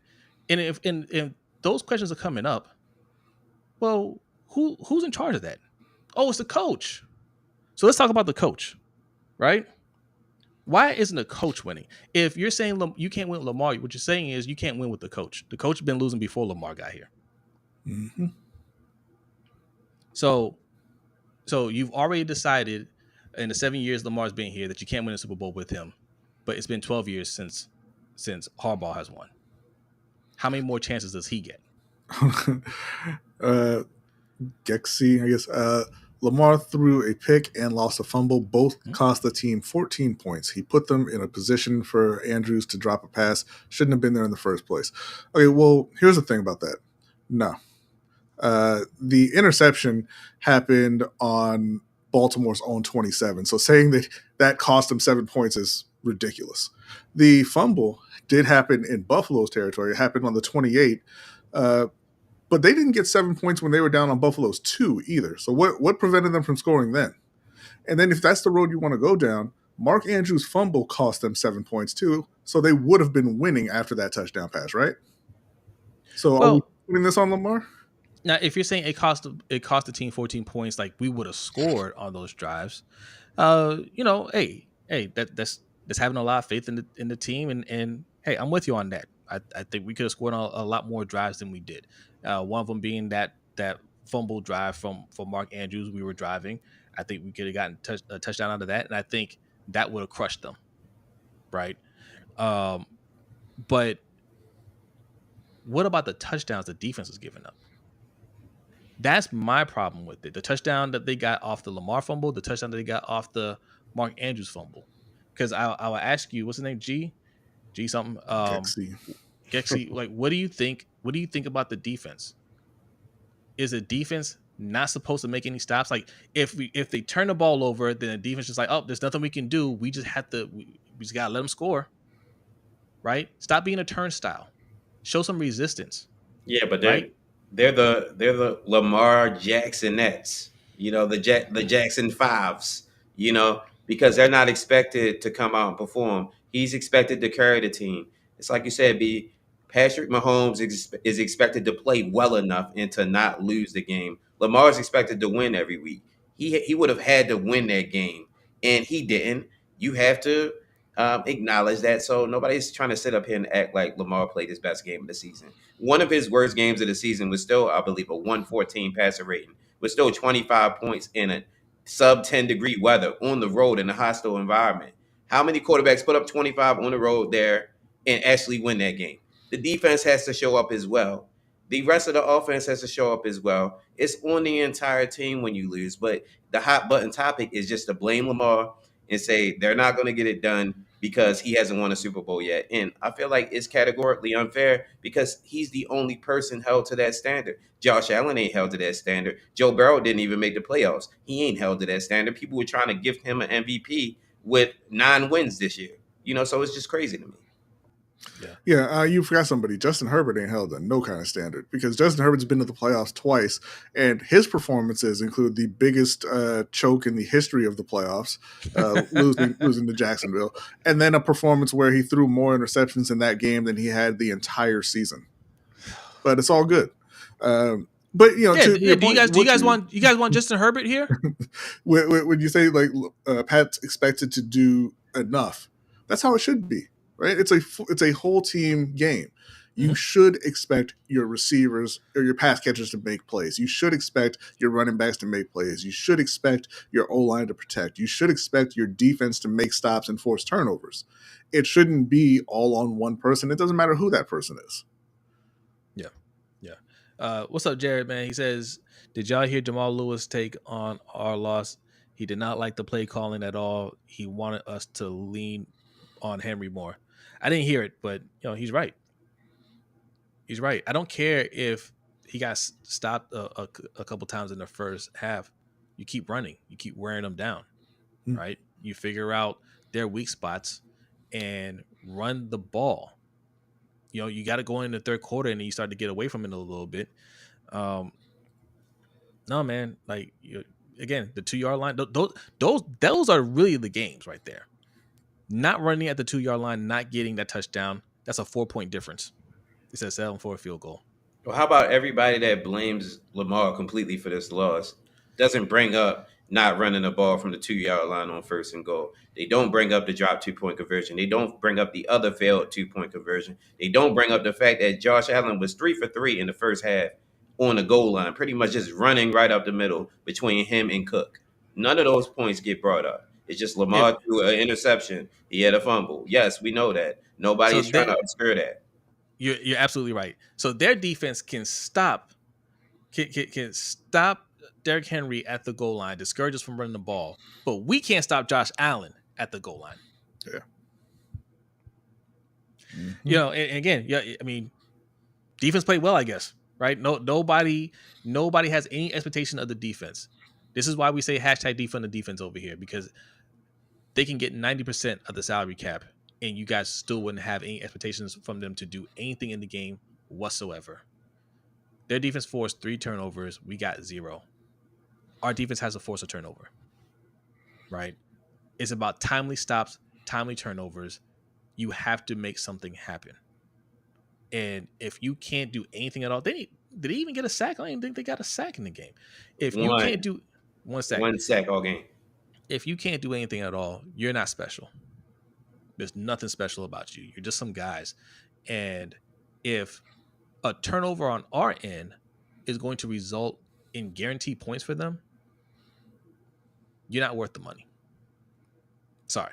We can look at some of these guys individually and say, yeah, they're worth it, whatever. But collectively, you're not worth it because you don't do anything that benefits us.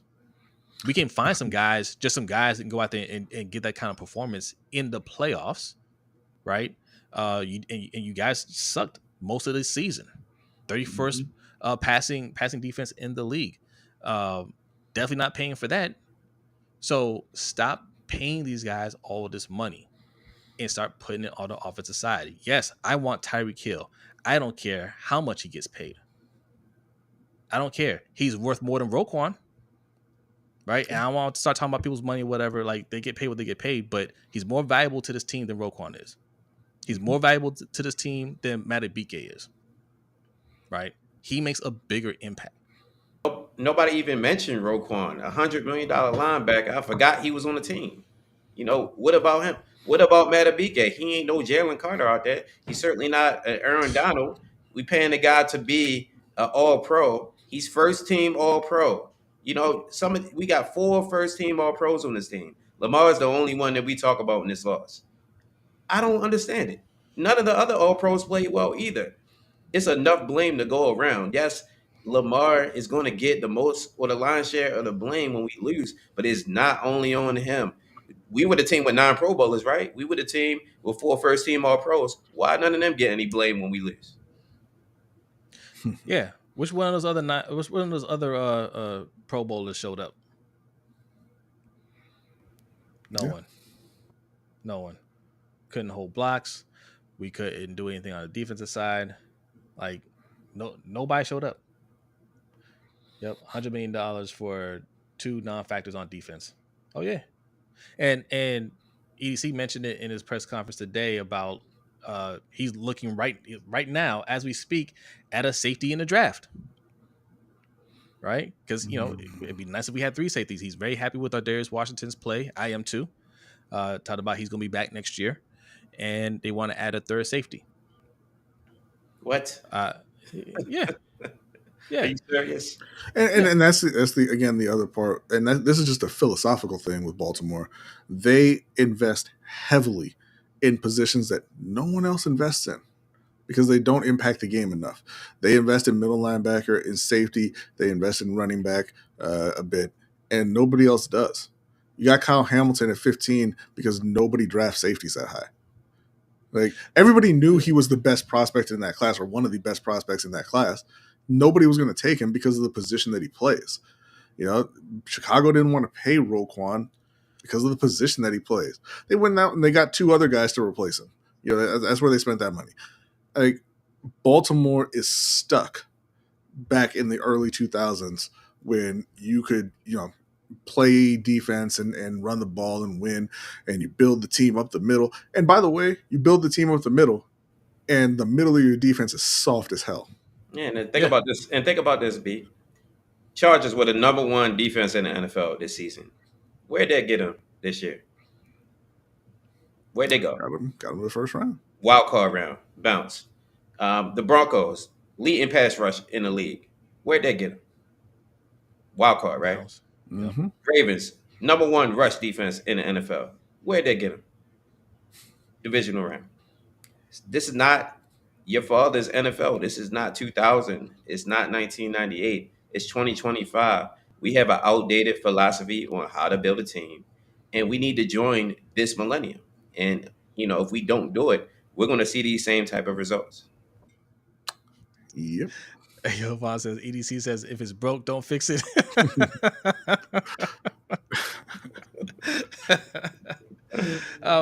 And again, I understand it's their philosophy. They want to have 3 strong, not strong safeties, but 3, quality safeties, right? That's kind of how they formatted their defense. I get it, but how about a good starting 5 offensive linemen? And they don't want 3 good safeties. They don't. They want cheap players. If you wanted 3 good safeties, why didn't you re-sign Geno Stone? When you already had Hamilton and you had Marcus Williams. There's your 3 safeties right there. It worked last year, right? Why you let them walk then? Yeah. And you plugged in our Darius Washington. He played well. That's great. You brought in 2 other safeties last year. You did. Like, stop. Well, I mean, I'm sorry. You brought in three. It's just one of them was Eddie Jackson. So, Oh, they talked about Eddie Jackson too, and they were yeah. saying that Eddie Jackson, didn't work out because he didn't want to accept his role as a backup. Well, what did he think he was going to do here? I know he didn't think he was going to sign here to be a starter. I know that. That's exactly what he thought. He said he coming for Marcus Williams' job, and half of it was right. Yeah. Right. Yeah, until he started against Cleveland and he got roasted all game long. Yeah. That was his opportunity to win a spot, and he didn't win it. So that's all on him. What's another narrative that they're saying about Lamar? Lamar has a losing record in the playoffs. How many of these top quarterbacks have winning records in the playoffs? Yeah, not many, and that's thanks to Pat Mahomes. And I'm looking at, I see your comments in there, Phil, about how bad the defense is. Like, this is the same defense that gave up 17 points a game the year before. Like, if your argument is going to be Brandon Stevens sucks, Marcus Williams sucks, they need help in the secondary, look at Eric DeCosta and ask him why the people he brings in only work out for a year. Because Marcus Williams ain't old, Brandon Stevens ain't old. The guys up front, they're not old. So what happened? Like, you can point at Zach Orr and blame him if you want, and you can say, hey, fire Zach Orr, and that's fine. But the answer is not continue dumping resources onto that side of the ball. That's what you've been doing, and it doesn't work. You talk about, they could have won this game, but they got away from who they are. They do that every goddamn year, bro. That's how you lose every single year in the playoffs. So no, don't go back and do, hey, we got to do the same thing and we just got to draft defense and get more talent over there and stick to the run game. No, you're not going to do it. You can't have it both ways. You can't sit here and say, and I'm not saying you're saying this, but like just in general, when we're talking about, people giving all this praise to the front office and putting the blame on Lamar, you can't say EDC is doing a great job or get mad when we say he's not doing a good job, but then sit here and say, well, we need help on defense. Defense sucked. Well, what happened to all these picks? I read the picks earlier, right? At least 50 players here, right? Over his tenure. What happened to the players he's drafting? What happened to the free agent signings? What happened to all this money he's kicking out for these players? Why do they suck? Phil's saying Harbaugh, he's the source of the rot, and I certainly agree with you there. Yeah. But what happened to Jalen Armour-Davis and Pepe Williams and Caillou Blue Kelly and Sean Wade? Those are all corners that EDC drafted who can't play in the NFL. Yeah. Like, I mean, you can't. They spent a bunch of picks in the secondary. Why do they still need help in the secondary? They spent first, second, third, and fourth round pick at edge. Why do they still need help at edge? Right? He's drafted several guards. Why don't you have any guards who can play? He's drafted more wide receivers than anybody else in the league since he's been the GM. Why do you still have a wide receiver problem? Right. You drafted more wide receivers than anybody else, but you keep missing. Right? Like, but because we're not drafting in the top 10. That's why I'd be. D Banks, what's going on? He What's says, up, when's man? the last time our defense produced a turnover in the playoffs? The last time was against Cincinnati when Lamar wasn't playing. They've produced a total of 3 turnovers since the 2018 playoffs when Lamar came into the league. So 3 turnovers over that 7-year period versus the Bills defense forcing those 3 turnovers on Sunday. Yeah. So Lamar is held to a higher standard than everybody, right? Because Lamar has put together 3 MVP caliber seasons. This year was another historic season for him, right? But the standard is you haven't won a Super Bowl, or what are you doing in the playoffs, right? Like you need to do this in the playoffs.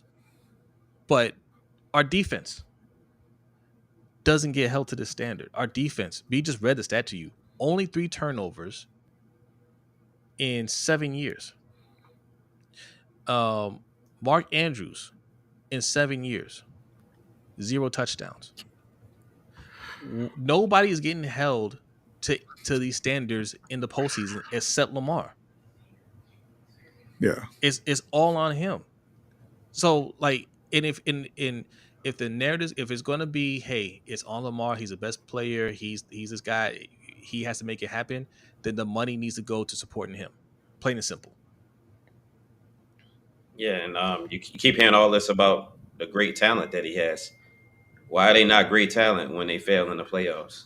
All of a sudden, these are just guys. Hmm. Now, Mark Andrews isn't a former All Pro. He didn't have, 10, 11 touchdowns this season. He wasn't top five in touchdowns for the season. And I'm talking about any position, not just tight end. Roquan Smith wasn't supposed to be the best middle linebacker in the game, at least top two, top three. Matabike wasn't supposed to be a top five D tackle in the league.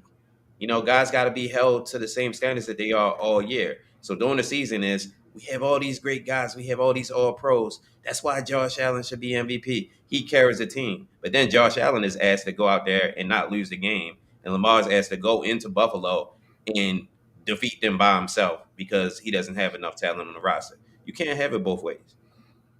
Facts. All right, we're gonna speed through this court of public opinion. This is an open and shut case.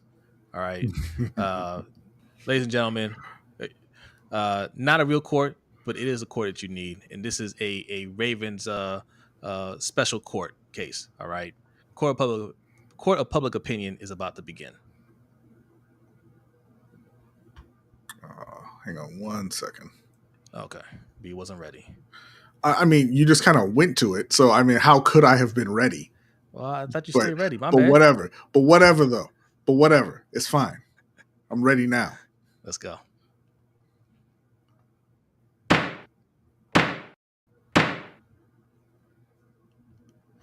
All right. I'm not sure.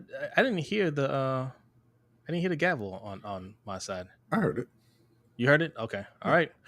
All rise. All rise. Court is now in session. That's the old poll, right? Yeah, I'm trying to like, why? What is all this stuff on here? Put up the new poll, which is guilty or guilty. All right. Look, just Al's already he hashtag guilty. Okay, order. Let's have some order. Thank you. Thank you, AD. Thank you for yeah. We're gonna go quick on this. Mark Andrews lost us the game. Okay, I don't want to hear any other arguments about it. He lost us the game, and obviously he had the drop heard around the world, and I feel for him. Seriously, I feel for him, man. Like, I don't wish that on anybody. But after the game, he didn't want to talk to the press, right? He didn't want to address what happened, and I can understand that, right? I can empathize with that. Probably the worst moment of his professional career. Everybody's watching. He let the team down, and he didn't want to go and face the music. But it's your job, buddy, right? Like, Lamar has to go out there and face the music. Lamar has to go out there and explain why he failed again, right? It's part of your job to go out there and talk to the media. Now, they defended him today. That's another thing they said at the press conference. They're proud of him and blah blah blah. And Harbaugh lied and said that the team isn't as successful as they are this year without him. That's a lie. That's a straight up lie, right? But look, the votes are coming in. Should he have sat there and faced the music and talked to the media? Or was he right to kind of just, hey, I don't want to say the wrong thing, right? I kind of feel him on that. I'd rather not say something that I'll regret later on, and take the heat for not talking to the media. Right? What do you guys think? So, and this is again regarding how Mark Andrews handled the post game, not talking to the media. Hashtag guilty if you think he should have gone out there and answered the questions. Hashtag guilty AF if you think he should have answered the questions and he lost you the game. For me, he's obviously guilty. You have to go out there and you have to answer the questions. Like you said, it's part of your job. And like Derek is mentioning in the chat, Cam Newton got torn apart for the way he responded in the post game presser after the Super Bowl regarding the fumble. And he went and talked to the media, right? Like, no, you have to go out there. You have to take your lumps. If you don't want to answer those questions, you don't want to take those lumps. You don't want to look, say something inadvertently. You don't want to look a certain way. Catch the goddamn ball, Mark. That's it. Just catch the ball. Oh, and no, I'm sorry. That's not it. I'm sorry, Adrian. One last thing real quick. Also, you can't juke past 5 defenders. You're Mark fucking Andrews, bro. Mark Andrews, you, sir, are guilty AF. Guilty, sir. And it's not even just a drop 2-point conversion. That fumble, like you said, B, I ain't never seen you juke nobody in the open field. What did you think you were going to do on the 50-yard line?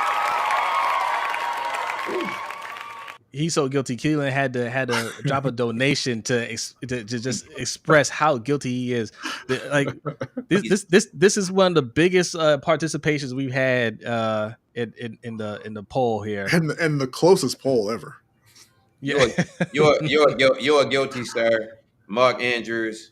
I saw a video where dude was like, "You're not allowed back here, bro. You might as well stay in Buffalo, because we don't want you on the plane." You know what I mean? But my thing is, it looks like Mark's going to be back with the team next year. I hope that this is a learning experience for him. I wanted him gone as soon as he made that drop. I wanted him gone after the fumble. Isaiah Likely looks like a better player right now, and that's the guy that I want to see get the ball in them clutch situations. That's the one that had the touchdown right before the infamous drop. So my whole thing is, we saw this happen with Lee Evans. He can never live it down. I don't think he was ever the same again. Hopefully that's not the same thing we see with Andrews. I want to see him step up and be the reason, or one of the reasons why we win in the playoffs if he's still here. But I wouldn't be opposed to sending him to Jacksonville or somewhere. Like he can go to Jacksonville, Tennessee, and right away there if it comes down to it. You've had a great career here, Mark, but your time should be up. If you're back, hopefully you just don't do this again, bro. Please don't do it again. I just want to point out real quick, and Keelan, thank you very much for the donation. I'm going to read your comment in a moment here. I just want to point out real quick that I told y'all, don't even re-sign this bum. I told you then he was not an elite tight end, and he choked in the playoffs. Don't give him none of your money. And y'all said I was crazy. Whatever, though. We did a video on it. Take that L. Keelan says, "What's up, my guys? Lamar has taken the leap. It's time to surround him with players on that level. That GM should go out and get DK Metcalf, trade Mark Andrews, and actually build up the trenches to give Lamar a real strong supporting cast for the playoffs." I agree. I don't necessarily agree with DK Metcalf, but I wouldn't be opposed to DK Metcalf, certainly. If I'm Baltimore's GM, I'm targeting Garrett Wilson, I'm targeting T. Higgins, and then I'm going after Tyreek Hill in that order. So, our guy E hit me up right before the show, and he didn't want to hear my answer about Mark Andrews. He thinks Mark Andrews will come back next year, and the answer is absolutely not. Now, if we're not going to use the money that we get from cutting Mark Andrews to get anybody, then fine, I guess you can come back, right? But what is it? Forget guilty or not guilty. It's vigilante justice here. Yes. We can see that. But Mark Andrews cost how much against the cap? 11 million against the cap, something like that. Yeah, I think they can free up 11 million, I believe, if they cut him. Yeah, he's not worth it. Okay, he gets some touchdowns during the season. We like some of the how he plays during the season. That's great. We don't need him for that. And that what he's doing in the regular season, that can be replaced. I think a lot of his success is due to Lamar Jackson. Mm-hmm. Isaiah Likely is clearly a better tight end. But I mean, let's just be real about that, right? Yeah, and Mark is a good tight end. But yes, yeah. I'm not calling him a bum. Yeah, he can go get that 600 yards and 8 touchdowns somewhere else, man. Isaiah Likely can take over that role. He can do more. He's already done more, right? And Charlie Kolar can go in there and be a blocking tight end. You want to get another tight end and draft him 4th round, whatever. We don't need Mark Andrews. And Mark Andrews has not done anything in the playoffs. I don't want to hear about get together next year. It's been 7 years and he's produced 0 touchdowns. How many years do you want to see somebody not show up in the playoffs before you say he can't do it? He's not going to get any better. Alphonse says Metcalf and AJ Brown were picked after Hollywood Brown. How, Sway? Not only them, but also Scary Terry. Scary McLaurin. Terry. Scary Terry. I tell Jose all the time that Hollywood Brown pick was not a good pick, even though he is a solid player, because he is probably the 5th best receiver out of that class, and they took him first. But we could have Terry McLaurin on this team right now. Man, I settle for De'Ami Brown at this point.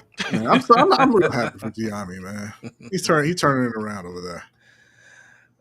Okay, all right. He's guilty. We gotta keep going. It's an hour and 45 minutes. We gotta speed through this, and we're gonna get to the overtime show. Hey, we can keep this going in the overtime show. And we got another donation. Shout out to Keelan for the $2. Appreciate you. Thank you very much, Keelan. B brings that up. Patreon.com/LBHT shows where you can find us next. Okay, we're gonna be talking some NCAA football 26. They announced that's coming out this summer, and we're gonna talk about what we need to see from this game coming up, and we'll discuss some more Ravens and playoffs and all that stuff. All right, so check us out. Patreon.com/LBHT show. Keelan says 3 playoff games for the Ravens. Hollywood Brown, 18 catches, 322 yards. 8 playoff games for the Ravens. Mark Andrews, 29 catches, 315 yards. Marquise hasn't been on the team for 3 years, and this is the guy who has been called LJ's number 1. Time for him to go. I saw that stat, actually. Yeah. Isaiah Likely has more touchdowns than Mark Andrews. Rashad Bateman has more touchdowns than Mark Andrews. I don't know, has Zay scored yet in the playoffs? I'm not sure. I don't know. Yeah, I don't know.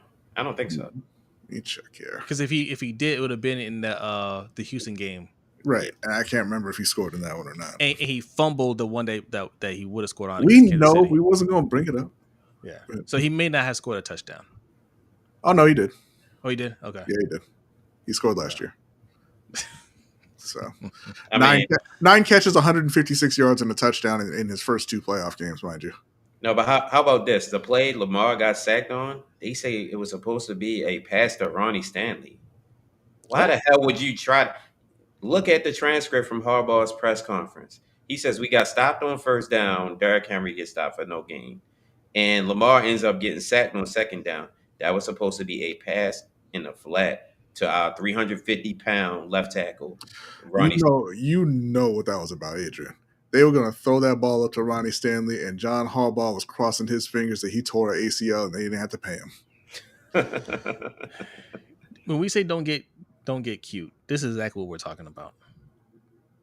That's something that you do when you're up 2 scores, right? That's when that's what you do when you're clowning the other team. Yeah. What are you doing? It's 2 yards. They couldn't stop Derrick Henry getting down there. Keep calling that play, right? Let's pass it to Ronnie Stanley. What? Mm-hmm. All right, moving on. Let's we got a submitted question. Let's get to that and let's get up out of here. Okay, well, we still gotta pick the conference championship games. Y'all aren't off the hook for that. We got 12 minutes. I'm just saying you're not off the hook for that. Let's go. You're acting like, oh, we're just gonna answer this question and be gone. No, man, you got beat. I understand it hurt. You want to be here for 2 hours? That's on you. You gotta do it. All right? Let's go. Gotta do it. Let's go.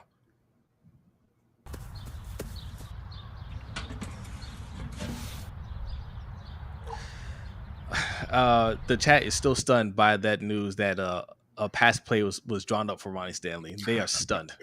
Please look it up. I swear to y'all, I will not lie to you. Please look it up. It's on Ravens.com. He said this out of his mouth.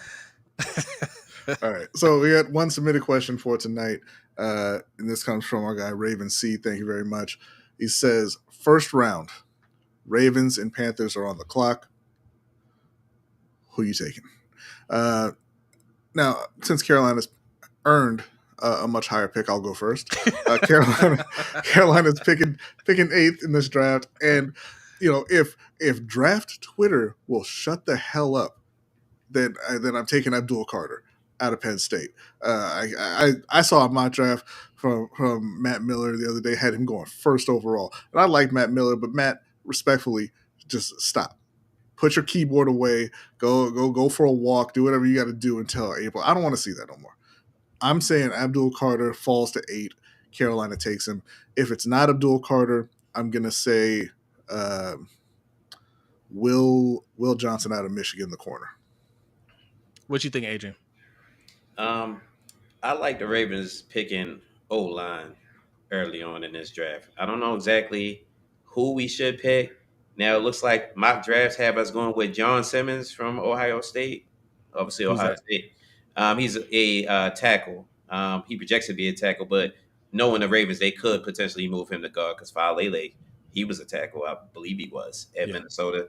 So I just want us to show up the offensive line. And if not, if we can find a playmaking wide receiver, I love that as well. Listen, yeah, I'm sorry. You go ahead. No. Go ahead.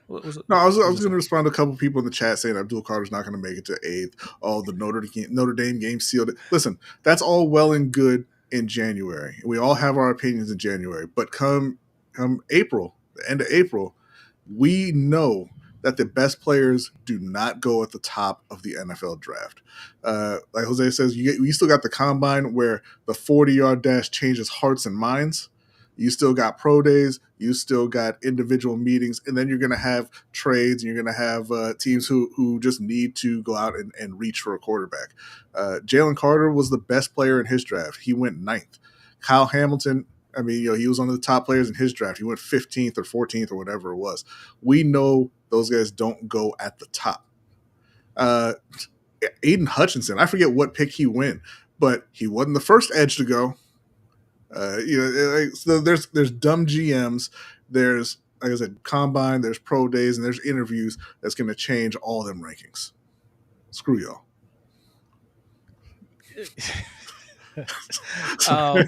I'm with Ivy saying this is my first option here. Trade that pick for Tyreek Hill. Right. It probably wouldn't even cost a first round pick, to be honest. No, he wouldn't. Not at this point. Right. But Tyreek Hill, I don't want this GM drafting a wide receiver. Right. Unless he's talking about packaging some picks and moving up to the top and getting somebody special. Offensive line. Right, we need to go guard. Or if somehow, and hear me out, if somehow this guy drops far enough to where we can move up a little bit to get him, Ashton Genty, because Derrick Henry, he might have another year in him. He looked good. He didn't look like he was slowing down at all. He might have another year like this next year. After that, don't know. And we can use him. And look, Justice Hill was great in his role. Love it. But Ashton Genty projects to be a special player. Yeah. And we can have that 1-2 punch now. And when Derrick Henry retires, Ashton Genty can take over, and we still have that pick your poison type of offense with Lamar and Ashton Genty. You have to think about that. Like on defense, we do it all the time. We always think about who's going to replace what cornerback, who's going to replace this DB, but we don't do it on offense. Do it for the running back position, because what we have right now, we could keep that going if we get the right player. We could have avoided all this by just getting Saquon Barkley, but we didn't do that. Nobody want to listen to us. But Najee says, LOL, Aiden was first or second overall. Yes, he was second overall, and he was the second edge rusher taken. That was my point. He went behind Travon Walker to the Jaguars for whatever reason. And the reason is Trent Baalke was the GM in Jacksonville. He just got fired today. D Banks says Tyreek is not worth a first. Yeah, bro, I don't know what you need to wash your eyes out with. But this is, and I mean, no disrespect, D Banks. Like honestly, we go back and forth. But this is a problem in the NFL, and why aggressive GMs can always rob bad teams. Was Bateman worth a first? Tyreek is absolutely worth the first round pick. He's one of the top receivers in the NFL. And like Jose said, you spent a first round pick on a dude who you're praising for hitting 700 yards this year. Finally.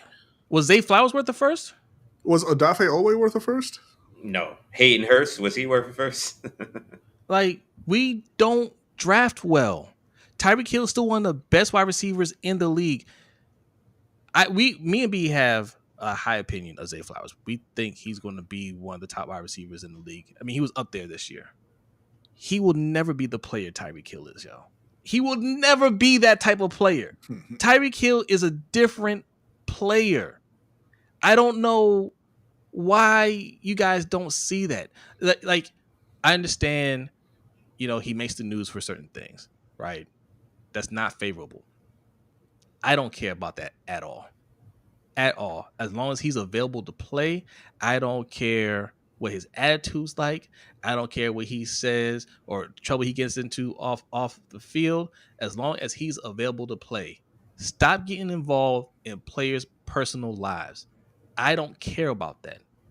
If the first thing they say about you as a player is he's a good guy, I don't want you on my team.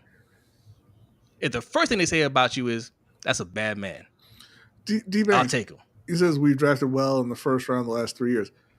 Was Rashad Bateman worth a first round pick? Was Odafe Owe worth a first round pick? Because you're saying Tyreek Hill is not. And I promise you, anybody who has ever seen the National Football League knows that Tyreek Hill is a better receiver than Rashad Bateman. And Zay Flowers. Yeah, but that's the crazy thing about draft picks. It's all about the potential or the projection of it. People would rather have somebody that has the potential or they believe has potential than a proven commodity. Yeah. Give me a guy that's already proven he's one of the best in the league. A first round wide receiver could end up being that, but the chances of him being Tyreek Hill or Jamar Chase or Justin Jefferson is pretty small. He was an MVP candidate last year. Yes. And if Tua didn't get hurt and miss so much time this year, I mean, he didn't hit 1,000 yards. He was over 900. The last 2 years, he was over 1,700. But this is why the Rams, who haven't had a first-round pick since I think it's 2016 or 2018, can still continue to stack their team with talent, and it hasn't hurt them. Because you can move those picks for very talented players because everybody overvalues draft picks. Yeah, and they also hit on later picks. You mentioned Puka Nacua being a 5th round pick. We ain't hitting on Puka in the 5th round. No, Banks. We understand that that his value in the NFL is not a first round pick. He's not going to go for a first round pick. But that's not what you said. You said he's not worth a first round pick, which is a completely different argument. He's absolutely worth a first round pick. No, you won't have to trade a first round pick. But here's the thing, though. Baltimore, when you're picking at the end of a round, you generally have to go a round up. So if somebody offers a second, they would have to trade their first. I don't think there's anybody they'll get in the draft at 27 that's going to be a better player than Tyreek Hill. Which is why I'm against them holding all their picks. We need to move up. Buck says the first was a first round pick. You're 2 hours late, Buck. Speaking of 2 hours, we got 2 minutes left till we hit 2 hours. So. All right. So what we want to hear from y'all is, now that Buffalo has proven they are your biological father, who is going to come out of that AFC Championship game next week? Everybody's daddy, the Chiefs. The granddaddy. Who you got, Adrian? Buffalo or Kansas City? I mean, come on, man. KC, you know what's going to happen. Buffalo, they're going to play well. They're going to make it look good. And then Patrick Mahomes is going to drive down the field with like 30 seconds left, win the game. Yeah. Wow. Okay. I mean, sounds like a lot of sour grapes and Bill's hatred over there. Who are you picking? I'm picking Kansas City, and I have since the beginning of the year. Okay. Since the beginning of the year, I've picked Kansas City. Moving on to the NFC, just the most disgusting matchup you could possibly think of here. Philly and Washington. I said that Washington was making the Super Bowl. I had picked the Rams to beat Philly. They let me down on that one. I'm going to stick with the pick, though, and I'm going to say that Jaden Daniels outplays the fraud in Philadelphia, Jalen Hurts. Your hate for Jalen fraud Hurts runs deep. Philly is going to win. It's going to be Philly versus KC in a Super Bowl rematch, and Philly's going to get it done this time. That's my pick. Yeah, I'm going with Philly. Saquon is just too much right now. Jaden Daniels, again, like I said before, one of the greatest rookie seasons of all time. He's proven it week in, week out, especially in the playoffs. Dude is clutch. He'll have plenty of opportunities, but not this year. I got Jalen Hurts getting to the Super Bowl and losing again to Patrick Mahomes and the Chiefs. That's right, Kim. Day one over here. All right, we've crossed the 200, the 2 hour mark. We're about Never to get up happened. out of here. Huh? Never happened. Never All right, happened. but one more thing. Yep. Travis Kelce is going to propose to Taylor Swift at the 50-yard line after they win their 4th Super Bowl and 3rd straight. I don't want him to do that because then I won't like Travis. I like Travis right now. He's going to do it. Trust me. I'm trying to see that.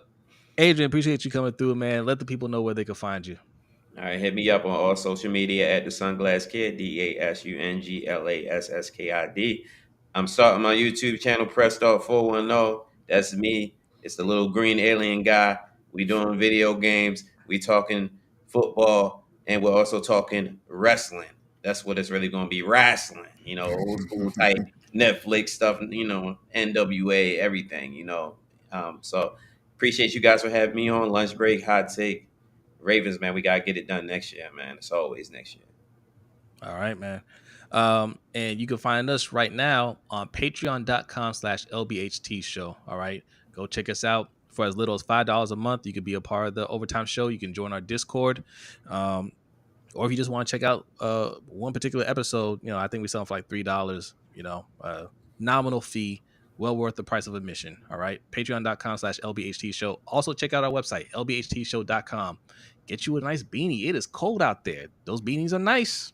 The hoodies are nice. All right. LBHTShow.com. Go check out our shop, purchase something, sign up for our upcoming newsletter. We got to make it happen soon. We've been teasing that for a while. But support us. All right. We out here. That's it. B, are you ready? Ready. He is ready. Y'all have a great night. This is not over. We have a lot of content to discuss on the Ravens. We're going to be talking some Panthers. It's going to be a lot more positive news, positive stuff for the Panthers. I like the way they're trending. But we got a lot to talk about the Ravens. Drawing up a pass for Ronnie Stanley. That's all right. We're out of here. Have a great night. We'll see you next time. Peace.